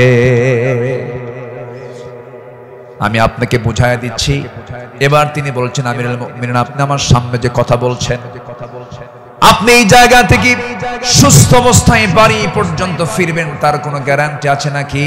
না, গ্যারান্টি নাই। তাই যদি হয় যে ঘোড়াটা আপনি কিনে নিয়েছেন, সেই ঘোড়াটা সুস্থ অবস্থায় কিনেছেন, আপনার মালিকানায় যাওয়ার পরে ঘোড়াটা অসুস্থ হতেই পারে, অসুস্থ হয়ে গেছে, কিন্তু সেই ঘোড়াটা ফেরত দিয়া আপনি টাকা ফেরত নেবেন, এমনটা তো ইসলাম এলাও করে না। সাইয়েদনা ওমর ফারুক রাদিয়াল্লাহু তাআলা আনহু একটা কথা বললেন না। আদালত চত্বর থেকে তিনি বের হয়ে গেলেন। পরের দিন তিনি মাজলিসে শুরার বৈঠকে বসলেন, সবাইকে জানান দিলেন যে আমার সমস্ত উপস্থিত সমস্ত পরামর্শ সভার সদস্যবৃন্দ, গতকালকে আমি একজন বিচারপতি পেয়েছি, এত বড় আদিল মানুষ আমি দেখি নাই, এত বড় আদিল, ইমামুন আদিল, এত সুন্দর রায় সে দিয়েছে, তার এত বড় সাহস, সে ব্যক্তির দিকে তাকায় নাই, সে আইনের দিকে তাকাইছে, আদালতের দিকে তাকাইছে।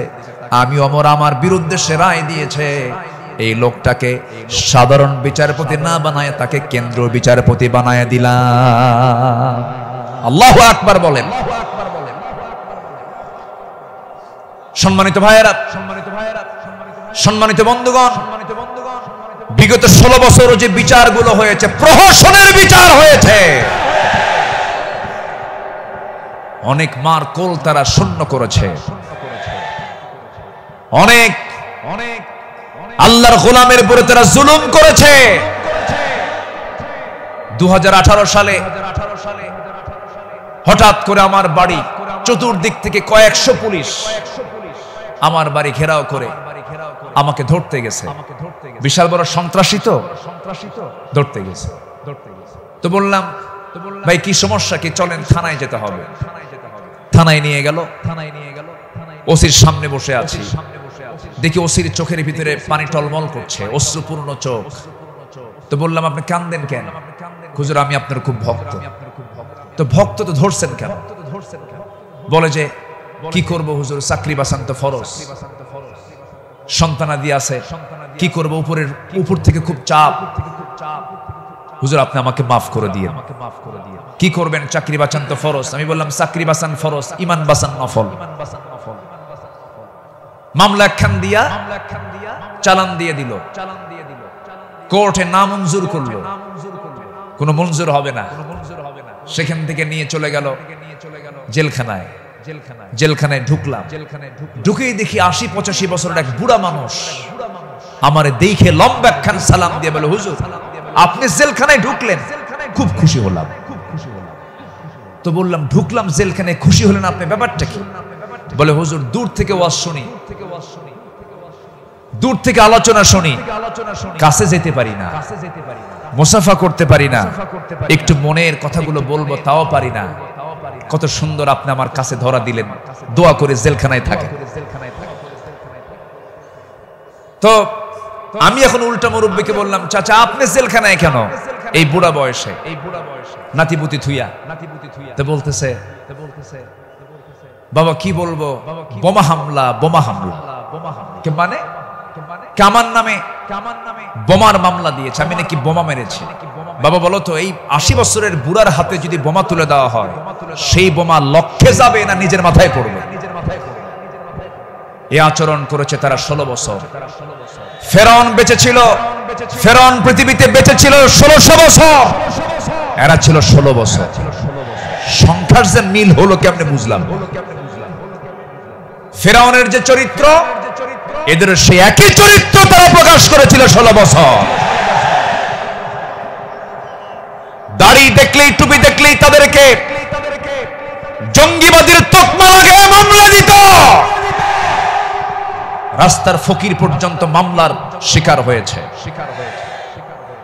আল্লাহ পাক একটা পরিবেশ আমাদেরকে উপহার দিয়েছেন, দিন কায়েমের কাজে আমরা এই পরিবেশকে কাজে লাগাবো। জোরে বলি ইনশাআল্লাহ, আরো জোরে বলি ইনশাআল্লাহ। আল্লামা সাইদি তিনি দুনিয়া থেকে বিদায় নিয়েছেন, তার একটাই স্বপ্ন ছিল এই বাংলার জমিন শাসন হবে কোন দিন কোরআন দিয়া। এটাই তার স্বপ্ন ছিল। সেই স্বপ্ন পূরণ করার জন্য আল্লামা সাইদিকে জীবন দিয়ে ভালোবাসেন আপনারা, আমি বিশ্বাস করি। কারণ 100 বছরের ইতিহাসে এমন রেকর্ড নাই। আল্লামা সাইদির শুধু ফাঁসির রায় দিয়েছিল, সেই রায়কে কেন্দ্র করে একই দিনে শতাধিক মুসলমান শাহাদাত বরণ করেছিল। সম্মানিত ভাইয়েরা, তার যে স্বপ্ন এই দেশ আল্লাহর জমিন, আল্লাহর জমিন আল্লাহর দিন কায়েম হোক, সেই জমিনে দিন কায়েম হওয়ার জন্য যদি বুকের তাজা প্রাণ ঢেলে দিতে হয়, বুকের তাজা রক্ত ঢেলে দিতে হয়, জান মাল দিতে হয়, সবাইকে রাজি আছেন? রাজি আছেন কারা কারা? হাত উঁচু করে দেখান মুসলমান।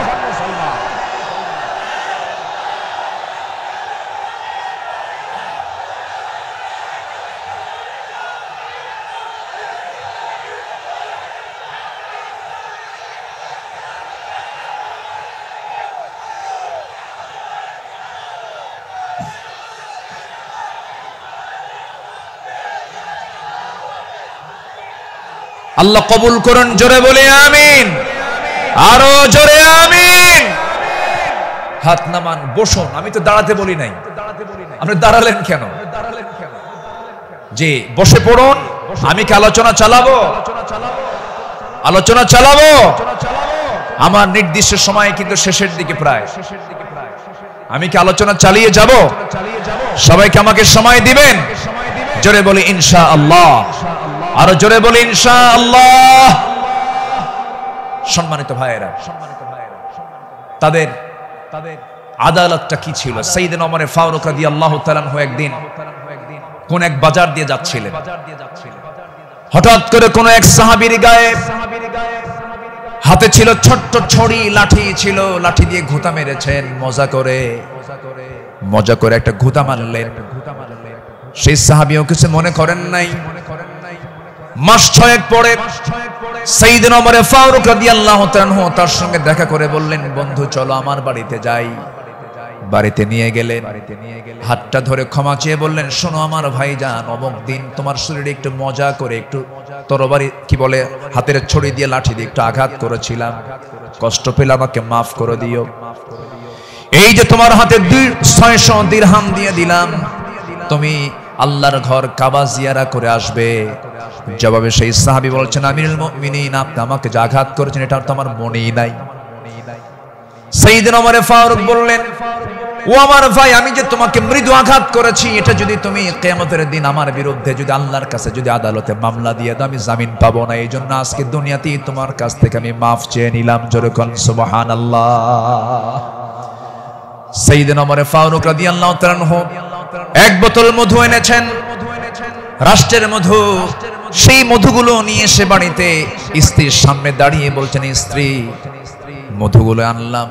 এই মধু শুধু আমাদের ঘরের জন্য নয়, আমার প্রতিবেশী আরো 4 ঘর সহ আমার ঘর মোট 5টা ভাগ হবে। তোমাকে দায়িত্ব দিলাম, এই মধুটা ভাগ করো। স্ত্রীকে মধু ভাগের দায়িত্ব দিই। সময় যেতে না যেতেই একটু পরেই তিনি বলছেন, স্ত্রী মন খারাপ করো না, আমি তোমাকে মধুভাগের দায়িত্ব দেব না। মধুর বোতলটা নিয়ে নিলেন, আস্তে করে প্রতিবেশীর ঘরে চলে গেলেন। প্রতিবেশীকে ডাক দিয়ে বলছেন, প্রতিবেশী, যে মধুর বোতলটা তোমাকে দিলাম সমান 5 ভাগে ভাগ করবে, একটা ভাগ তুমি আমাকে দিবে, বাকি 4 ভাগ তোমরা সব ভাগ করে নেবে। তিনি তার অংশের মধুটা নিয়ে আসলেন, নিয়ে সেই স্ত্রীর সামনে দাঁড়িয়ে বলছেন, আমার স্ত্রী, আল্লাহর কসম করে বলি, আমি তোমাকে সন্দেহ করিনি, আমি তোমাকে ভালোবাসি। আমি রাষ্ট্র চালাই, তুমি আমার পরিবার চালাও, সন্তানাদির দিকে খেয়াল করো, আমার বড় উপকার তুমি করো। আমি তোমাকে সন্দেহ করে তোমার হাত থেকে মধুর বোতল আমি নেই নাই, আমি নিয়েছি। এই কারণটা হলো, এই যে মধু তুমি যখন ভাগ করতে যাবে, যদিও সমান ভাগে ভাগ করবে, কিন্তু মধু হলো তরল জিনিস। এই তরল মধু ভাগ করতে নিয়ে তোমার হাতে যতটুকু মধু লেগে যাবে, 1 ফোঁটা হোক, 2 ফোঁটা হোক, 3 ফোঁটা হোক, এতটুকু মধু আমাদের ভাগে বেশি আসুক এটা চাই নাই, মনে করে মধু ভাগের দায়িত্ব আমি অন্যের কাঁধে চাপায়া দিয়েছি। জোরে বলি আল্লাহু আকবার। ইন্নাল্লাহা ইয়া'মুরু বিল আদল ওয়াল ইহসান। আল্লাহু আকবার বলি। নাম্বার 4 হলো 10টা পয়েন্ট, একটু কান লাগান, খরগোশের মতো কানটা একটু খাড়া করে মনোযোগ দিয়ে সবাই মনোযোগ দিয়ে শুনুন। নাম্বার 4 হলো শ্রেষ্ঠত্বের কাতারে থেকেও নিরহংকার হয়ে অসহায় সাধারণের সাথে মিশে যাওয়া সাহাবে কেরামদের বৈশিষ্ট্য ছিল, আমার নবীর বৈশিষ্ট্য ছিল। আল্লাহ রাব্বুল আলামিন অর্ডার করেছেন, ওয়াখফিদ জানাহাকা লিমান ইত্তাবা'আকা মিনাল মুমিনিন। সূরা শুআরা 215 নম্বর আয়াত। মুমিনদের মধ্যে যারা তোমার অনুসরণ করে তাদের প্রতি তোমার বাহুকে অবনত করো, তাদের জন্য তুমি সুন্দর করে তাদের পাশে দাঁড়িয়ে যাও, দিলটা নরম করে তাদের সঙ্গে কথা বলো। জোরে বলি সুবহানাল্লাহ। আমার বন্ধুগণ, সাইয়েদনা আবু বকর সিদ্দিক রাদিয়াল্লাহু আনহুর খেলাফত আমল চলছিল। সাইয়েদনা আবু বকর রাদিয়াল্লাহু তাআলা আনহু সেই সময় যখন তিনি খেলাফত পেলেন, নতুন যখন তিনি দায়িত্ব পেলেন, খেলাফত গ্রহণ যখন তিনি করলেন, নতুন খলিফা হয়েছেন, এই খেলাফতের সংবাদ পেয়ে অনেকে আনন্দ প্রকাশ করছে। সুন্দর একজন খলিফা আমরা পেয়েছি। কিন্তু ওই মদিনার ছোট্ট একটা গ্রামের একজন মহিলা অঝরে ঝাড়ায় কাঁদতেছে, কান্নায় সে ভেঙ্গে পড়ছে। সবাই বলল, মহিলা তুমি কান্দো কেন? ও নারী তুমি কান্দো কেন? ও মহিলা তুমি কান্দো কেন? কান্নার হেতুটা কি? সঙ্গে সঙ্গে মহিলা বলতেছে, কান্নার কারণ হলো এমন একজন ব্যক্তি খেলাফতের দায়িত্ব পেয়েছে, যে লোকটা আমার বাড়ির প্রত্যেকদিন ছাগলটা দহন করে যেত, ছাগলের দুধটা দহন করত। আজকে সে খেলাফতের দায়িত্ব পেল, কিন্তু আমার এই ছাগলের দুধটা দহন করার মতো লোক আর আমি পাবো না, এই জন্য আমি কান্দি। ওই মহিলার কান্না যখন সাইয়েদনা আবু বকরের কানে যখন সংবাদটা চলে গেছে, ওই মহিলার সামনে দাঁড়িয়ে বলছেন, মহিলা কেঁদো না, আমি খলিফার দায়িত্ব পেয়েছি, খেলাফতের দায়িত্ব পেয়েছি বলে তোমার দায়িত্ব আমি পালন করব না, ভুল কথা। আমার দায়িত্ব এটাও রয়ে যাবে, আমার খেলাফতের দায়িত্ব রয়ে যাবে। জোরে করেন সুবহানাল্লাহ। ইবনে সাকার বলেন, সিরাত গ্রন্থে এসেছে সাইয়েদনা আবু বকর সিদ্দিক রাদিয়াল্লাহু তাআলা আনহু একটা গ্রাম ছিল, একটা পল্লী ছিল, ছোট্ট একটা মহল্লা ছিল। ওই মহল্লার প্রত্যেক ঘরে ঘরে গিয়ে সাইয়েদনা আবু বকর প্রত্যেক ঘরের ছাগলগুলোর দুধ তিনি দহন করে দিয়ে আসতেন। জোরে বলেন সুবহানাল্লাহ, আরো জোরে বলে সুবহানাল্লাহ। শ্রেষ্ঠত্বের কাতারে থেকেও নিরহংকারী হয়ে তারা জনগণের খাদেম ছিলেন, জনগণের খেদমত তারা করেছেন। রাতের বেলা একদিন তিনি খালি পায়ে হাঁটতেছেন। কি পায়ে বলেন? খালি পায়ে হাঁটতেছেন। সাইয়েদনা ওমর ফারুক দেখে বলছেন, আমিরুল মুমিনিন, আপনি খালি পায়ে হাঁটেন কেন? পাথরের আঘাতে আপনার চামড়া ফেটে তো রক্ত বের হয়ে যাবে, আপনি আহত হয়ে পড়বেন, রক্তাক্ত হয়ে যাবেন। তিনি বলছেন, ভাই ওমর, এই রাতের গভীর রাত্রিতে, গভীর নিশীথে আমি যদি জুতা পায়ে হাঁটতে যাই, পাথরের সাথে জুতার একটা আঘাত লাগবে, একটা শব্দ সৃষ্টি হয়ে যাবে। এই শব্দে যদি আমার নাগরিকের যদি ঘুমের ব্যাঘাত হয়, কিয়ামতের দিন আমাকে তার জন্য আসামির কাঠ গড়ায় দাঁড়াতে হবে। জোরে বলি আল্লাহু আকবার। ঢাকা থেকে নেতা আসিতেছেন চট্টগ্রাম, ঢাকা চট্টগ্রামের রোড 4 ঘন্টা বন্ধ। এমন নেতৃত্ব আমরা চাই না।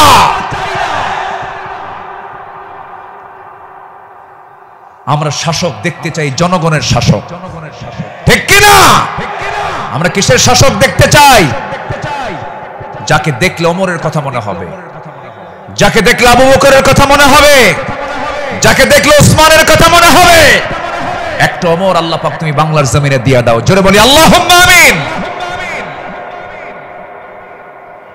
সাইয়েদনা আবু বকর সিদ্দিক রাদিয়াল্লাহু তাআলা আনহু, খেলাফত মানে কি? একটা দেশের তিনি রাষ্ট্রপ্রধান। রাতের বেলা তিনি চলে গেছেন হলো প্রতিবেশীর ঘরে। কোন প্রতিবেশী? যে প্রতিবেশীর স্বামী নাই, ছেলে নাই, মেয়ে নাই। যেই মহিলার তিনি খেদমত করতে গেছেন তার চোখটাও নাই। বয়োবৃদ্ধ জ্ঞান বৃদ্ধ একজন নারী, সচেতন একজন নারী। তিনি তার খেদমত করার জন্য খেলাফতের দায়িত্ব পাওয়ার পরও তিনি চলে গেছেন। দরজায় নক করেছেন, খেদমত করলেন, বের হয়ে আসছেন। পরের রাত্রিতে সাইয়েদনা ওমর ফারুক রাদিয়াল্লাহু আনহু তিনি ভাবলেন, আমার ভাই আবু বকর তো খেলাফতের দায়িত্ব পেয়েছেন, উনি কি খেদমত করতে পারছেন কিনা জানি না। উনি চলে গেছেন খেদমত করার জন্য। দরজায় তিনি নক করেছেন, বুড়িমা, আপনার খেদমতের জন্য আমি এসেছি, আমি ওমর আসছি। কে প্রয়োজন নেই। কেন? কিছুক্ষণ আগে একজন খেদমত করে চলে গেছে। উনি ভাবলেন যে খেদমতটা কে করতে পারে। পরপর তিনি 3 রাত ওই বুড়ি মহিলার ঘরের পাশে গিয়ে আড়ালে তিনি দাঁড়ালেন, খুঁজে পাচ্ছেন না, কখন ঢোকে তাও টের পাওয়া যায় না। তৃতীয় রাত্রিতে তিনি বুঝতে পারলেন একটা মানুষ খালি পায়ে ভিতরে ঢুকলো, কিন্তু অন্ধকার তো দেখতে পান না। ভিতরে ঢুকে খেদমত করে বের হতে নিলেই পিছন দিক থেকে ওমর ফারুক তার হাত চেপে ধরেছেন। চেপে ধরে দেখেন কেউ না, খলিফা আবু বকর সিদ্দিক রাদিয়াল্লাহু তাআলা। তিনি বললেন, আমিরুল মুমিনিন, একটা রাষ্ট্র পরিচালনা করতে নিয়ে কত পরিশ্রম করতে হয়। রাতের বেলা বিশ্রামের প্রয়োজন হয়, দিনের বেলাও পরিশ্রম করেন, রাতের বেলা এমনটা করলে আপনি অসুস্থ হয়ে পড়বেন। অন্তত আমাদের কিছু খেদমতের জন্য আমাদের কিছু কাজ রেখে দেন। তিনি বলছেন, ভাই ওমর, হাসরের ময়দানে আমার আমলনামা তোমার পিঠে যাবে না, আমার কাজ আমাকে করতে দাও। মৃত্যুর দিন পর্যন্ত তিনি ওই মহিলার খেদমত করে তিনি দুনিয়া থেকে বিদায় নিয়েছেন। দ্বিতীয় খলিফা ওমর ফারুক রাদিয়াল্লাহু তাআলা যখন খেলাফতের দায়িত্ব পেলেন, ওই মহিলা জানেন না প্রথম খলিফা ইন্তেকাল করেছেন। খেলাফতের দায়িত্ব যেদিন পেয়েছেন সেই দিনই রাত্রে বেলায় ওমর ফারুক তিনি চলে গেছেন মহিলার ঘরে। দরজায় নক করে ভিতরে ঢুকেছেন। মহিলা জানেন না খাদেম চেঞ্জ হয়েছে। ভিতরে তিনি সব কাজগুলো করলেন, রান্না বান্না করে দিলেন, কাপড় চোপড় ধুয়ে দিলেন, খাবার দাবার ধুয়ে দিয়ে পরিষ্কার করে তিনি বের হয়ে আসলেন। মহিলা অন্ধ মানুষ বসেছেন খাবার খেতে, সামনে খেজুর নিয়ে যখন বসেছেন, খেজুর একটা মুখে নেওয়া মাত্রই দাঁতের নিচে যখন খেজুরের বিচি যখন পড়ে গেছে, সঙ্গে সঙ্গে মহিলা বলতেছেন ইন্না লিল্লাহ। তিনি চোখের পানি ফেলে দিয়া কেঁদে কেঁদে বলতেছেন, বুঝতে পেরেছি আমার আসল খাদেম আবু বকর আর দুনিয়াতে নাই। আমার আবু বকর যখন আমার খেদমত করতে আসতো, যখন সে খেজুরগুলো আমাকে ধুয়ে দিত, শুধু খেজুর শুধু ধুয়েই দিত না, খেজুরগুলো ধুয়ে ভিতরের যে বিচিগুলো আছে বিচিগুলো সরায়া আমার সামনে রেখে দিত, যেন আমার খেতে কোনো কষ্ট না হয়। জোরে বলে সুবহানাল্লাহ, আর জোরে বলে সুবহানাল্লাহ। শাসক ছিলেন, শাসকের কাতারে থেকেও তারা নিরহংকারী হয়ে জনগণের সেবা করেছেন। আল্লাহু আকবার বলেন। সাইয়েদনা ওমর ফারুক রাদিয়াল্লাহু তাআলা আনহু, তিনি যেদিন শাসনভার তার কাছে আসে, তার কাঁধে যখন আসে, সেই দিন থেকে নিয়ে শুরু করে মৃত্যুর দিন পর্যন্ত কোন রাত তার পিঠটা তার বিছানার সঙ্গে লাগাতে দেননি। দিন দিন শুকায় যাচ্ছিলেন। বলা হলো, আপনি শুকায় যাচ্ছেন কেন? তিনি বললেন কেঁদে কেঁদে, তোমরা আমাকে এমন দায়িত্ব দিয়েছো যে দায়িত্ব আমাকে স্বাস্থ্যহীন বানিয়ে দিয়েছে। পরকালীন জবাবদিহিতা, পরকালীন জবাবদিহিতার অনুভূতি ছাড়া একটা শাসক কখনো ভালো হতে পারে না। আসতে বলবেন না, জোরে বলুন ঠিক কিনা? অতএব সেই গদির সমস্যার সমাধানের জন্য আমরা চাই যোগ্য, সৎ, আল্লাহওয়ালা, কোরআন প্রেমিক একজন শাসক আমরা চাই। আল্লাহ কবুল করুন, আল্লাহ কবুল করুন। এই কথাটা কেন বললাম? কারণ এখন যে সরকারটা আছে এটা কি স্থায়ী না অস্থায়ী? এই জন্য আলোচনার মধ্যে এই ফাঁকে এই কথাটা একটু বলে ফেললাম। সম্মানিত ভাইয়েরা, আমার সময় তো ফুরে যাচ্ছে, আমাকে শেষ করতে হবে। শেষ কি করে দেব? আলোচনা চলুক, হুজুর মরুক। জি, জোরে বলি ইনশাআল্লাহ। জি, আল্লাহ কবুল করুন, জোরে বলি আমিন। নাম্বার 5, সকল দুর্নীতি এবং অন্যায়ের বিরুদ্ধে কঠোর অবস্থান। আমার নবীরও ছিল, সাহাবে কেরামদের মাঝে এই বিষয়ে তারা খুব সতর্ক থাকতেন। আল্লাহ রাব্বুল আলামিন বলেন, ওয়ালা তাকুলু আমওয়ালাকুম বাইনাকুম বিল বাতিলি ওয়া তুদলু বিহা ইলাল হুক্কামি লিতাকুলু ফারিকাম মিন আমওয়ালিন নাসি বিল ইসমি ওয়া আনতুম তাআলামুন। জোরে বলুন আল্লাহু আকবার। তোমরা নিজেদের মধ্যে পরস্পরের সম্পদ অন্যায়ভাবে গ্রাস করো না, তা বিচারকদের নিকট উপস্থাপন করো না, যাতে অন্যের সম্পদের কিছু অংশ পাপের মাধ্যমে গ্রাস করতে পারো, যদিও তোমরা জানো কার কথা। আসতে বলবেন না, কার কথা। আরেক জায়গায় বলছেন, লা তাকুলু, তোমরা খেতে যেও না। কি খেতে যেও না? কুলু মিন তাইয়িবাত, পবিত্র খাবে, হারাম কিছু খাবে না। লা তাকুলুর রিবা আদআফা মুদাআফা আহাল্লাল্লাহুল বাইয়া ওয়া হারামান রিবা। বিভিন্ন জায়গাতে আল্লাহ পাক ক্লিয়ার কথা বলে দিয়েছেন। আমার বন্ধুগণ, সাহাবায়ে কেরাম দুর্নীতি কেমন করে বন্ধ করা যায়, অন্যের বিরুদ্ধে কেমন কঠোর হতে হয়, তা বাস্তব জীবনে তা দেখিয়ে দিয়েছেন। বাস্তব জীবনে আল্লাহ রাসূল তা বুঝিয়ে দিয়েছেন। বিচার কেমনে করতে হয়, বিচারের রায় কেমনে নামাতে হয়, তাও রাসূল শিখিয়ে দিয়েছেন। বিচার কি সবার জন্য সমান না সমান? আইন সবার জন্য, আইন সবার জন্য সমান। আমার নবীজি বসে আছেন, একটা বিচার আসলো। এক সম্ভ্রান্ত পরিবারের মহিলা, কন্যা সন্তান চুরি করে ধরা পড়েছে। রাসূল বললেন, কোনো কথা নাই, হাত কাটো, হাত কেটে ফেলো। রাসূল অর্ডার দিলেন। আমার নবীর উপরে কথা বলার কোনো সাহস কারো নাই। ওই সম্ভ্রান্ত পরিবারের লোকজন এসে সাইয়েদনা ওমর ফারুককে বিভিন্ন কিছু বুঝায়া দিয়ে বলছেন, আপনি যদি রাসূলকে সুপারিশ করেন হয়তো রাসূল শুনতে পারেন। সাইয়েদনা ওমর ফারুক এসে আমার নবীর সামনে দাঁড়িয়ে বলছেন, ইয়া রাসূলুল্লাহ, যে মহিলার হাত কাটার অর্ডার দেওয়া হয়েছে সে তো সম্ভ্রান্ত পরিবারের, দেখুন তো কিছু করা যায় নাকি? আমার নবীজি সেই সময় আল্লাহর কসম করে বলেন, আল্লাহি, হে আমার ওমর, আল্লাহর কসম করে বললি, আল্লাহর কসম করে বলছি, এই চুরিটা যদি ওই সম্ভ্রান্ত পরিবারের মেয়ে ফাতিমা না হয়ে যদি কলিজার টুকরা মেয়ে আমার ফাতিমা বিনতে মুহাম্মদ হতো। যদি এটা প্রমাণ হয়ে যেত লাকাতাতু ইয়াদাহা, আমি রাসূল নিজে তার হাতটা ধরে কেটে দিতাম। আল্লাহু আকবার। দুর্নীতির কোনো সুযোগ সেই সমাজে ছিল না, কারণ যারা বিচার করেছেন তারা ছিলেন হলো সৎ বিচারক। আমরা সৎ শাসক, সৎ বিচারক দেখতে চাই। আর সৎ শাসক এবং সৎ বিচারক সৃষ্টি তখনই হতে পারে যারা কোরআন সমাজে চায়। যারা সমাজে কি চায়? কোরআন চায়। সাইয়েদনা ওমর ফারুক রাদিয়াল্লাহু তাআলা আনহু, যে সময় তিনি খলিফাতুল মুসলিমিন, ইরাকের গভর্নর ছিলেন হলো আবু মুসা আশআরী রাদিয়াল্লাহু তাআলা আনহু।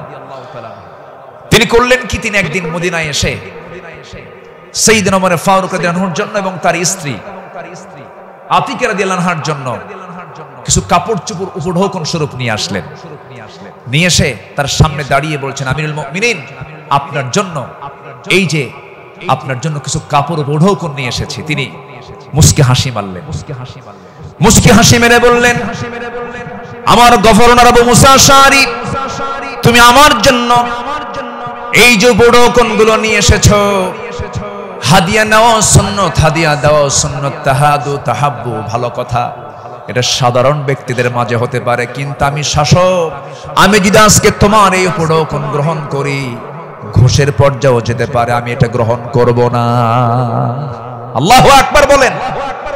না গ্রহণ করে তার হাদিয়াটাকে, উপঢৌকনটাকে তিনি ফেরত দিয়েছেন। শাসকের কাতারে থেকে এমন উপঢৌকন নাও আমি জায়েজ মনে করি না, বললেন ওমর ফারুক রাদিয়াল্লাহু তাআলা।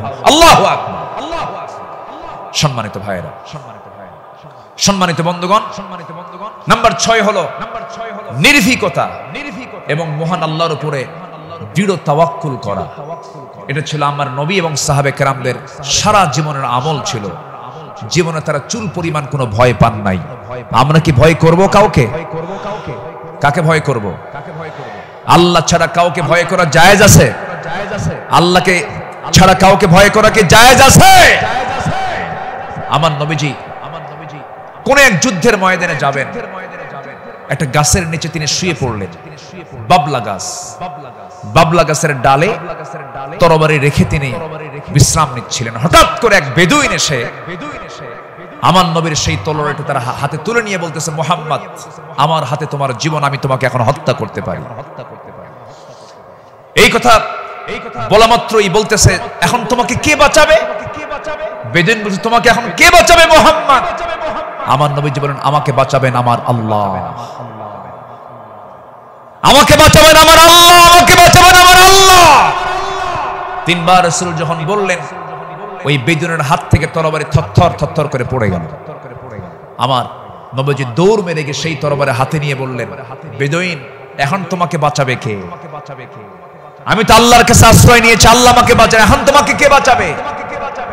বেদুইন তার চোখের পানি আটকাতে না পেরে আমার নবীর সামনে দাঁড়িয়ে বলছে, আপনি সত্যি আল্লাহর রাসূল, আপনি আমাকে পড়িয়ে দেন লা ইলাহা ইল্লাল্লাহ, ফাইদা আযামতা ফাতাওয়াক্কাল আলাল্লাহ ওয়া কাফা বিল্লাহি ওয়াকিলা, ইন্নাল্লাহা ইউহিব্বুল মুতাওয়াক্কিলিন, ওয়া মান ইয়াতাওয়াক্কাল আলাল্লাহ ফাহুয়া হাসবুহ। যে ব্যক্তি আল্লাহর প্রতি তাওয়াক্কুল করবে, আল্লাহ তার জন্য যথেষ্ট হয়ে যান। আমাদের ভরসা রাশিয়া নয়, আমেরিকা নয়, ইন্ডিয়া নয়, চায়না নয়। আমাদের কার প্রতি ভরসা করার দরকার না, আমাদের ভরসা কে? আসতে বলবেন না, তিনি কে? আমাদেরকে বাঁচাবেন তিনি, যার হাতে আমাদের প্রাণ, তিনি সে আল্লাহ আমাদেরকে বাঁচাবেন। আল্লাহ কবুল করুন, জোরে বলি আমিন।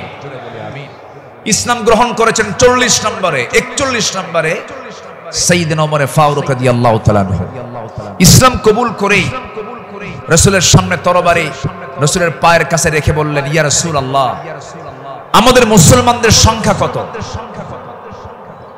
আমার রাসূল বললেন, ওমর, সাহাবীর সংখ্যা মাত্র 40 জন, 40 থেকে 41 জন। সাইয়েদনা ওমর ফারুক, এটাই বিশাল সংখ্যা। আজকে আমরা কাবার চত্বরে গিয়ে প্রকাশ্যে ঘোষণা করব লা ইলাহা। কোন সাহাবী বললেন? বলেন বলেন কোন সাহাবী? আজকে তো এক সাহাবীর ইতিহাসটা একটু বেশি টানলাম, প্রসঙ্গটা চলে আসলো। তিনি বলে ফেললেন, কি পরিমাণ সাহস হতে পারে! সাহসের পিরামিড সাইয়েদনা ওমর ফারুক গে প্রকাশ্য রূপে সামনে ঘোষণা করলেন, কে আছো আমার সামনে আসো। লা ইলাহা, তরবারি হাতে দৃপ্ত পদক্ষেপে আল্লাহু আকবার ধ্বনিতে মুখরিত করে আকাশ বাতাস সামনের দিকে যেতে লাগলেন। আবু জেহেলরা হতভম্ব হলো। আবু জেহেল মনে মনে ভাবলো, পাঠালাম কি জন্য, আর হয়ে গেল কি? সাইয়েদনা ওমর ফারুক রাদিয়াল্লাহু তাআলা এত সাহসী ছিলেন, সেই বজ্র কণ্ঠের ওমর এখনো দরকার আছে না নাই? সেই বজ্র কণ্ঠের ওমর এখনো দরকার আছে না নাই? নতুন বাংলাদেশ তৈরি করার জন্য ওমর প্রয়োজন, আবু বকর প্রয়োজন। আমরা আবু বকরের মতো দৃঢ়চেতা হব, ওমরের মতো সাহসী হব, ওসমানের মতো ধৈর্যশীল হব, আলীর মতো লড়াকু সৈনিক হয়ে বাতিল শক্তির মোকাবেলায় আমরা ঝাঁপিয়ে পড়ব প্রয়োজনে। রাজি আছেন কারা কারা? হাত উঁচু করে দেখান মুসলমান।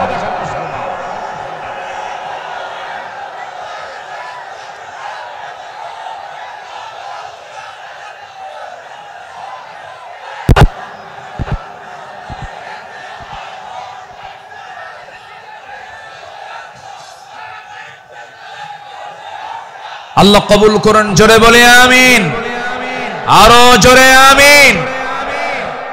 আল্লামা ইকবাল এই জন্য সাহাবাদের ভূমিকা বর্ণনা করে বর্তমান সময়ের মুসলিমদের দুরবস্থা নিয়ে আফসোস করে তিনি একটা লাইন বলেছেন।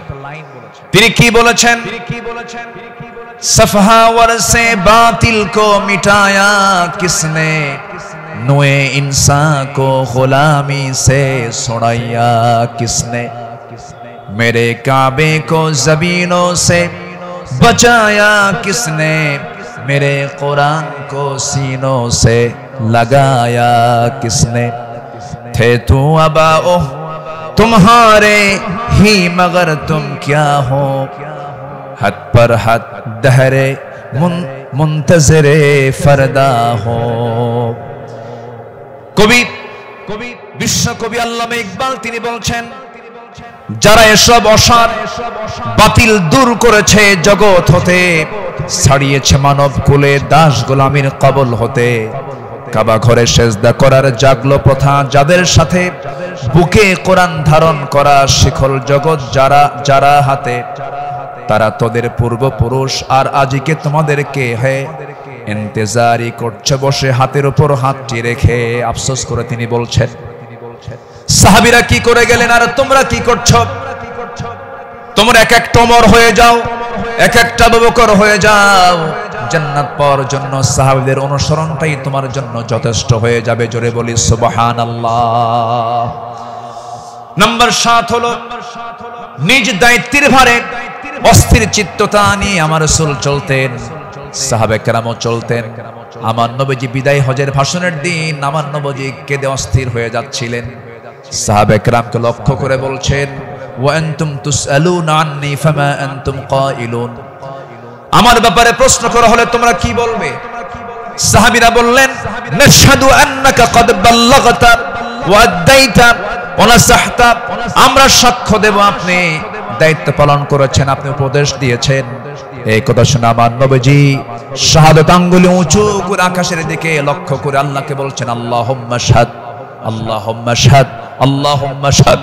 আল্লাহ তুমি সাক্ষী থাকো, আল্লাহ তুমি সাক্ষী থাকো, আমার সাহাবীরা আমার পক্ষে কথা বলছে। আল্লাহু আকবার।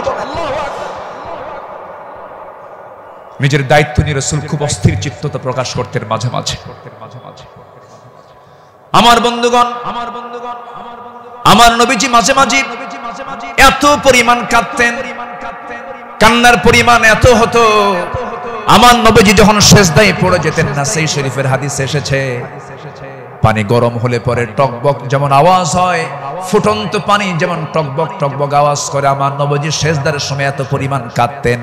আমার নবীজির সেজদার সময় যে মুখ থেকে কান্নার আওয়াজটা বের হতো টকবক করা পানির মতো, এত কাঁদতেন তিনি। কেন কাঁদতেন? কি জন্য কাঁদতেন? তিনি শুধু চেয়েছেন, ও আল্লাহ, আমার উম্মতকে তুমি জাহান্নাম দিবা না, আমার উম্মতকে তুমি জান্নাত দিবা। তিনি তার নিজের জন্য বেশি কেঁদেছেন না উম্মতের জন্য বেশি কেঁদেছেন? উম্মতের জন্য বেশি কেঁদেছেন। আমার বন্ধুগণ, এই জন্য এই পৃথিবীতে সবচাইতে বেশি ভালোবাসবে এক নাম্বার কাকে বলেন? আসতে বলবেন না কাকে? নাম্বার 2 হচ্ছে মুহাম্মদ সাল্লাল্লাহু আলাইহি ওয়াসাল্লামকে আমরা ভালোবাসবো। তিনিও ভালোবেসেছেন। আমার ভাইয়েরা, আমার বন্ধুগণ, নাম্বার 8 হলো আদর্শ নেতৃত্বের অনুতুলনীয় আলোকচ্ছটাই সাহাবে কেরাম। সাহাবে কেরামকে আল্লাহ রাব্বুল আলামিন অনেক সম্মান দান করেছেন। লাকাদ আরসালনা রুসুলানা বিল বাইয়িনাতি ওয়া আনজালনা মাআহুমুল কিতাবা ওয়াল মিজানা লিয়াকুমান নাসু বিল কিসত। জোরে বলুন আল্লাহু আকবার। আমার বন্ধুগণ, সময় যেহেতু কম, শেষের দিকে আস্তে আস্তে চলে যাচ্ছি। নাম্বার 9 হলো তাকওয়ার উজ্জ্বল দৃষ্টান্ত ছিলেন আমার নবী এবং সাহাবে কেরাম। লাকিনিল্লাযীনা তাকাও রাব্বাহুম লাহুম জান্নাতুন তাজরি মিন তাহতিহাল আনহার আল-আনহারু খালিদিনা ফিহা নুজুলাম মিন ইনদিল্লাহ ওয়া মা ইনদাল্লাহি খায়রুল লিল আবরার। জোরে বলুন আল্লাহু আকবার। যারা নিজেদের প্রতিপালককে ভয় করে চলেন তাদের জন্য আছে এমন সব উদ্যান, এমন সব জান্নাত যারা তলদেশ দিয়ে নহর প্রবাহিত। আল্লাহর পক্ষ থেকে অতিথিয়তা স্বরূপ তারা সর্বদা সেখানে থাকবে। আল্লাহর নিকট যা কিছু আছে পুণ্যবানদের জন্য তাই হলো শ্রেষ্ঠ। জোরে বলি সুবহানাল্লাহ। তাকওয়া কাকে বলে সাহাবে কেরাম শিখিয়েছেন। তাকওয়া কাকে বলে আম্বিয়া কেরাম শিখিয়েছেন। বিশেষ করে আমার নবীজি তাকওয়ার তিনি মূর্ত প্রতীক ছিলেন। আমার বন্ধুগণ, নাম্বার 10 হলো, নাম্বার 10 সর্বশেষ যেটা, সেটা হলো আল্লাহর কাছে বিনম্র চিত্তে অশ্রু ঝরানো, চোখের পানি ফেলে ফেলে কাঁদা। এই দুনিয়াতে আমি যখন জন্ম নিয়েছি আমার প্রথম ভাষা ছিল হাসা না কাঁদা, হাসি না কান্না। মার পেট থেকে দুনিয়াতে এসে আমি কেঁদেছি না হেসেছি? কেঁদেছি। মূলত এই জায়গাটা হলো, এই দুনিয়াটা হলো কান্নাকাটি করার জায়গা। হাসির জায়গা হলো জান্নাত, আনন্দের জায়গা হলো জান্নাত। জান্নাতে গিয়ে বান্দার জীবনের সমস্ত আনন্দ সেই জান্নাতি সে ভোগ করবে।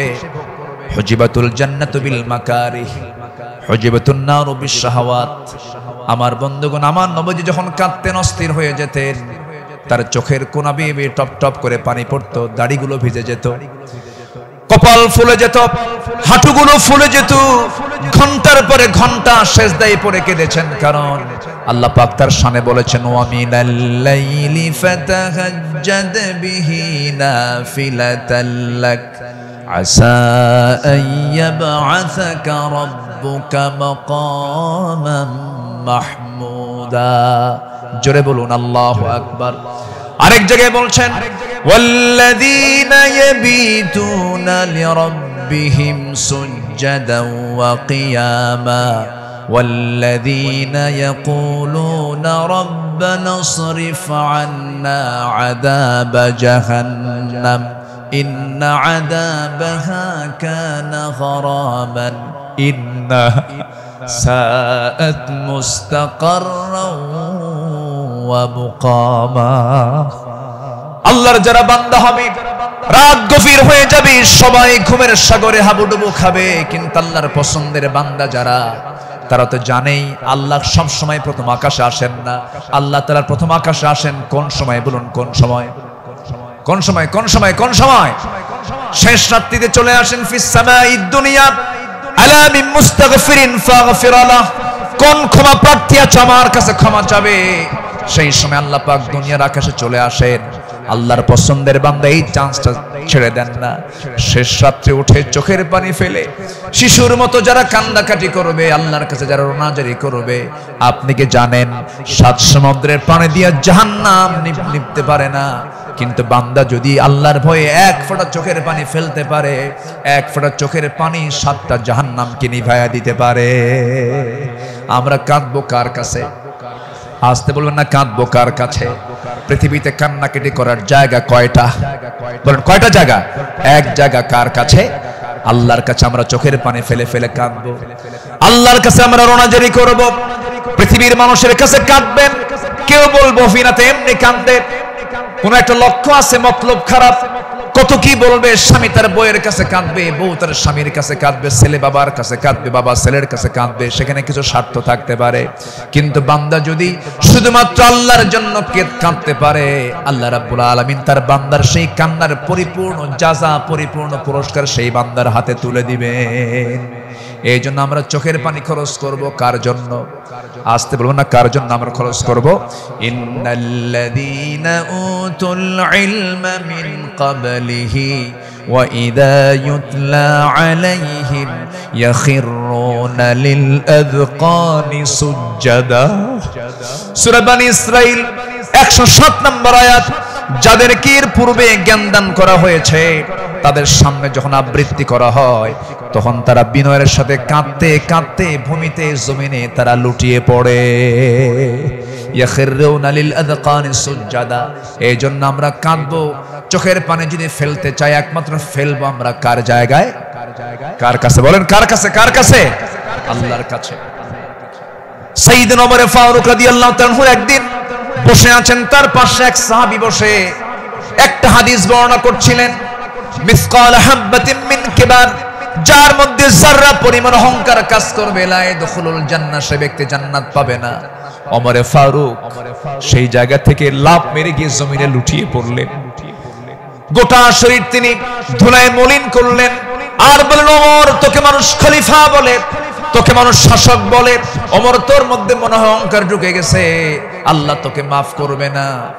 আকাশের দিকে দুটো হাত তুলে আফসোস করে বলছেন, আকাশের মালিক আল্লাহ, তুমি যদি গোটা দুনিয়ার সমস্ত মানুষকে তুমি যদি জান্নাত দিয়ে দাও, আর একজন ব্যক্তিকে যদি জাহান্নাম দিয়ে দাও, আমার মনে হয় আমি ওমর সে একজন ব্যক্তি, জাহান্নাম আমি যাব মনে হয় আমার সে আমল নাই, আল্লাহ আমাকে মাফ করে দিও, আল্লাহ আমাকে ক্ষমা করে দিও।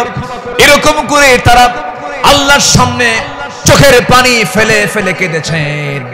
একজন সাহাবীর কাছে মুনাফিকের তালিকা ছিল, সেই সাহাবীর কাছে মাঝে মাঝে ওমর ফারুক যেতেন, গিয়ে বলতেন, ভাই ওমর, দেখো তো মুনাফিকের তালিকার মধ্যে আমি ওমর, আমার নামটা আছে নাকি?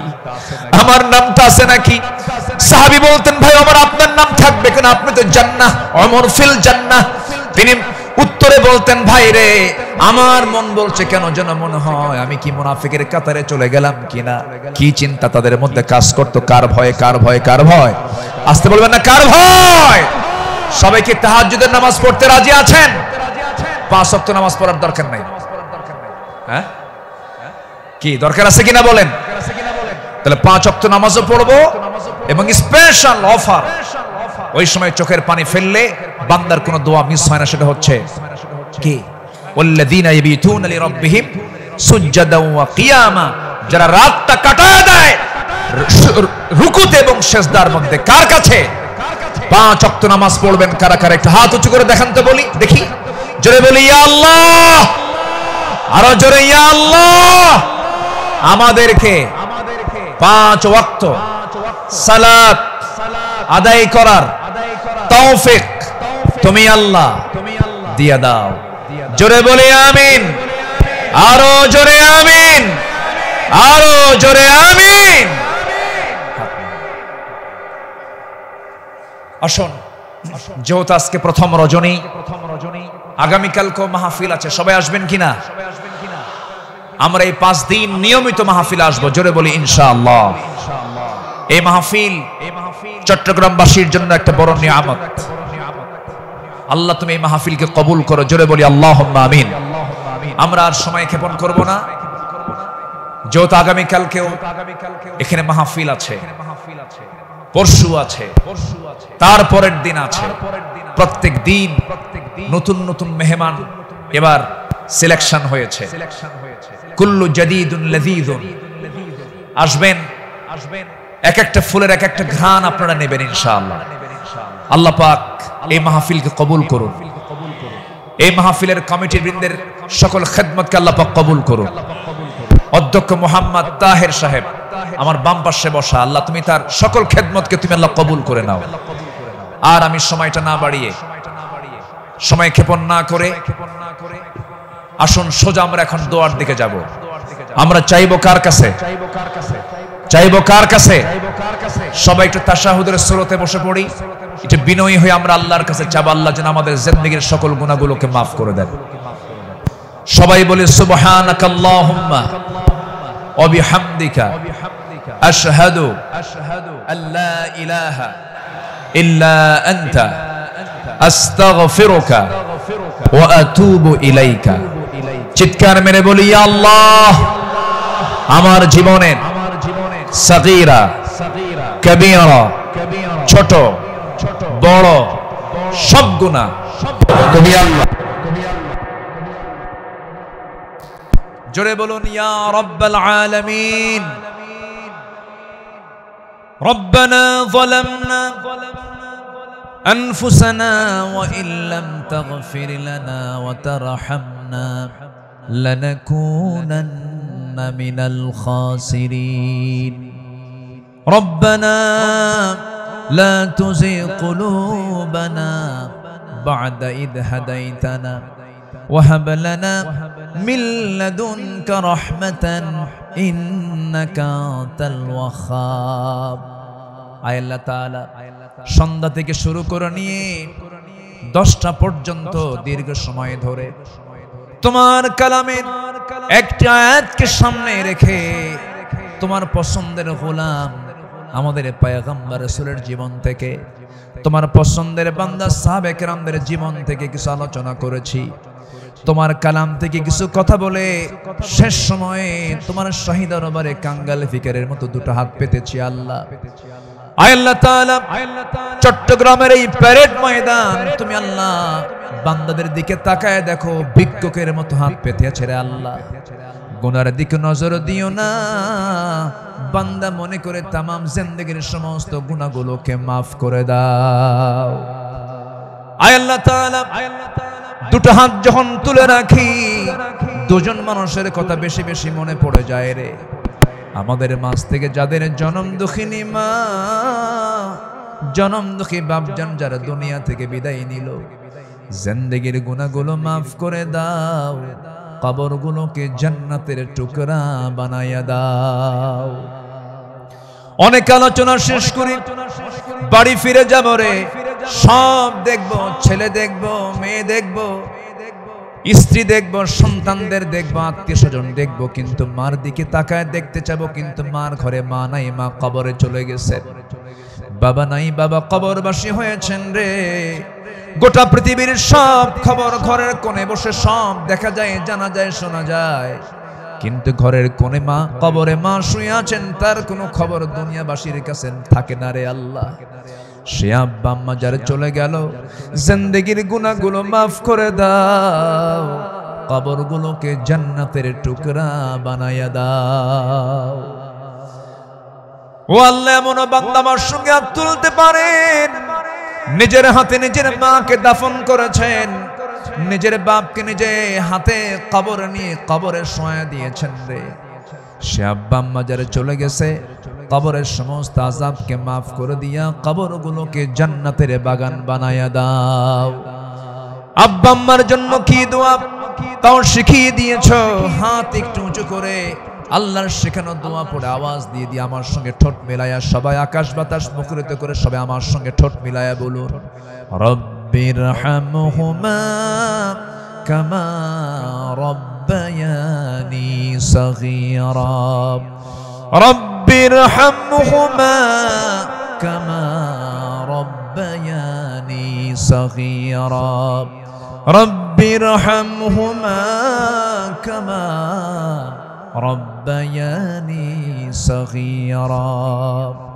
আয় আল্লাহ তাআলা, বিশেষ করে এই মাহফিলের আয়োজন যারা করলেন, শোনার জন্য দূর দূরান্ত থেকে যারা আসলেন, বিনিময়ে কিয়ামতের কঠিন ময়দান যেদিন কেউ কাউকে চিনবে না, এমনকি মা সন্তানকে পর্যন্ত স্বীকার করে বসবে, যেদিন মানুষ কাঁদতে কাঁদতে চোখের পানিগুলো ফুরে যাবে, চোখ থেকে রক্ত বের হওয়া শুরু হয়ে যাবে, সেই কঠিন মুসিবতের দিন এই মাহফিল সবার জন্য নাজাতের মাধ্যম তুমি আল্লাহ বানায়া দিও।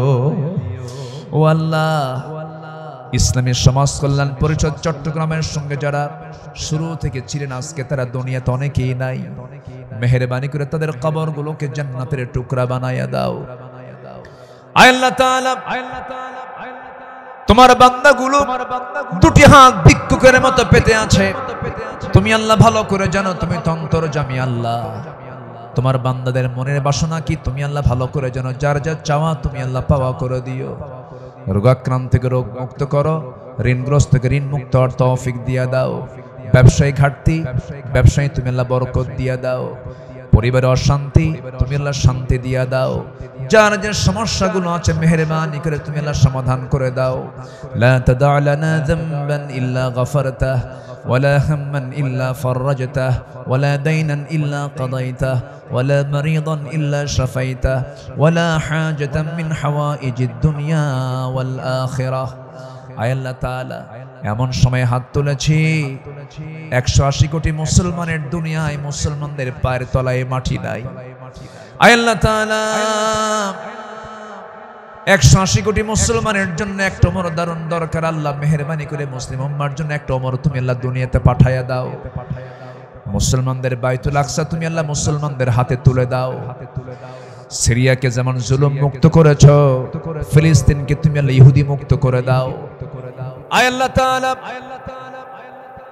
তোমার দরবারে প্রার্থনা করছি, বেঁচে থাকলে চেয়ারে বসে যিনি কথা বলতেন সেই পাখিটাকে আমরা হারিয়ে ফেলেছি। আল্লাহ, তোমার দরবারে ফরিয়াদ করি, এই পাখিটা আয় আল্লাহ তাআলা, এই কোরআনের পাখির কবরটাকে তুমি আল্লাহ জান্নাতের টুকরা বানায়া দাও। ও আল্লাহ, তার জালালিতের স্বপ্ন এই জমিনে কোরআনের রাজ কায়েম হবে, এমন দৃশ্য দেখার তৌফিক তুমি আল্লাহ আমাদের সবাইকে দিয়া দাও। ও আল্লাহ, এই মঞ্চে কথা বলেছেন অনেকে আজকে দুনিয়াতে নাই। যারা দুনিয়া থেকে বিদায় নিয়েছেন কবরগুলোকে জান্নাতের টুকরা বানায় দিও। আয় আল্লাহ তাআলা, দুনিয়া থেকে কোন দিন বিদায় নেব জানি না, তবে যেদিন মরমরে টান মেরে ঘর থেকে বের করে দেবে, জীবনের শেষ গোসলটা হয়ে যাবে, মরামুখ সব দেখে দেখে চলে যাবে, আত্মীয় স্বজন দিয়ে ঘর বাড়ি ভরে যাবে রে ভাই। চোখের পানি ফেলে ফেলে কাঁদবি, বউটা বলবি স্বামী আমার কোথায় চলে গেলে, এই যে সংসারের চাবিটা কার হাতে দেব। সন্তানগুলো কাঁদতে কাঁদতে গলা ভেঙে যাবে, অস্থির হয়ে পড়বে, অজ্ঞান হয়ে যাবে, সব টেনে হেঁচড়ে আমাকে ঘর থেকে জীবনের শেষবারের মতো বিদায় দিয়ে দেবে রে। জীবনের শেষ গোসলটা করায় দেবে। সেলাইওয়ালা কাপড় চোপড় গুলো ছিল সব কেচে দিয়ে কেটে কেটে খুলে খুলে নেবে। সমস্ত কাপড়গুলো অচল হয়ে যাবে রে। বাজার থেকে কম দামি সাদা কাপড় নিয়ে আসবে, সেলাই নাই, পকেট নাই, বুতাম নাই, দেহের মধ্যে ঢুকায় দিয়া মাথায় বাঁধন, পায়ে বাঁধন দিয়া দেবে রে। টেনে হেঁচড়ে জানাজায় নিয়ে যাবে, জানাজা শেষ হয়ে যাবে, মরা মুখ সব একটা বারের মতো দেখে নেবে, টেনে হেঁচড়ে কবরের দিকে নিয়ে চলে যাবে, কবরে রেখে সব চলে আসবে। দিন শেষে বন্ধু আমার কেউ না, তুমি আল্লাহ, তুমি ছাড়া। ওই কবরে রেখে আসবি রে, 24 ঘন্টা যাবে না, মাথার চুলের পতন ঘটে যাবে, চুলগুলো খসে খসে পড়বে। যে তেলে যেই চুলে এত তেল দিলাম, এত সাবান দিলাম, এত শ্যাম্পু দিলাম, চুল শেষ 24 ঘন্টায়। 3 দিনের মাথায় চামড়াগুলো গলে গলে পোকার পেটের খাবার হয়ে যাবে রে। মাত্র 7 দিন লাগবে না, পেটের নারী বুড়ি সব চোখ মুখ কান নাক দিয়ে বের হওয়া শুরু হয়ে যাবে, কিম্বুত কিমাকার চেহারা হয়ে যাবে। মাত্র 3টা মাস। যদি কেউ কবর খনন করে দেখতে যায়, কয়েকটা হাড্ডি ছাড়া কিছুই খুঁজে পাওয়া যাবে না রে আল্লাহ। এই তো আমার জীবনের শেষ অবস্থা আল্লাহ। বুঝতে পেরেছি তুমি আল্লাহ, তুমি ছাড়া আমার কোনো বন্ধু নাই রে। ও আল্লাহ, সে অন্তিম সময় যখন চলে আসবি, আমাদের সবার জামানে, সবার জেহেনে, সবার জামানে জারি করে দিও কালো যে কালেমা তাইয়্যিবা লা ইলাহা ইল্লাল্লাহ মুহাম্মাদুর রাসূলুল্লাহ।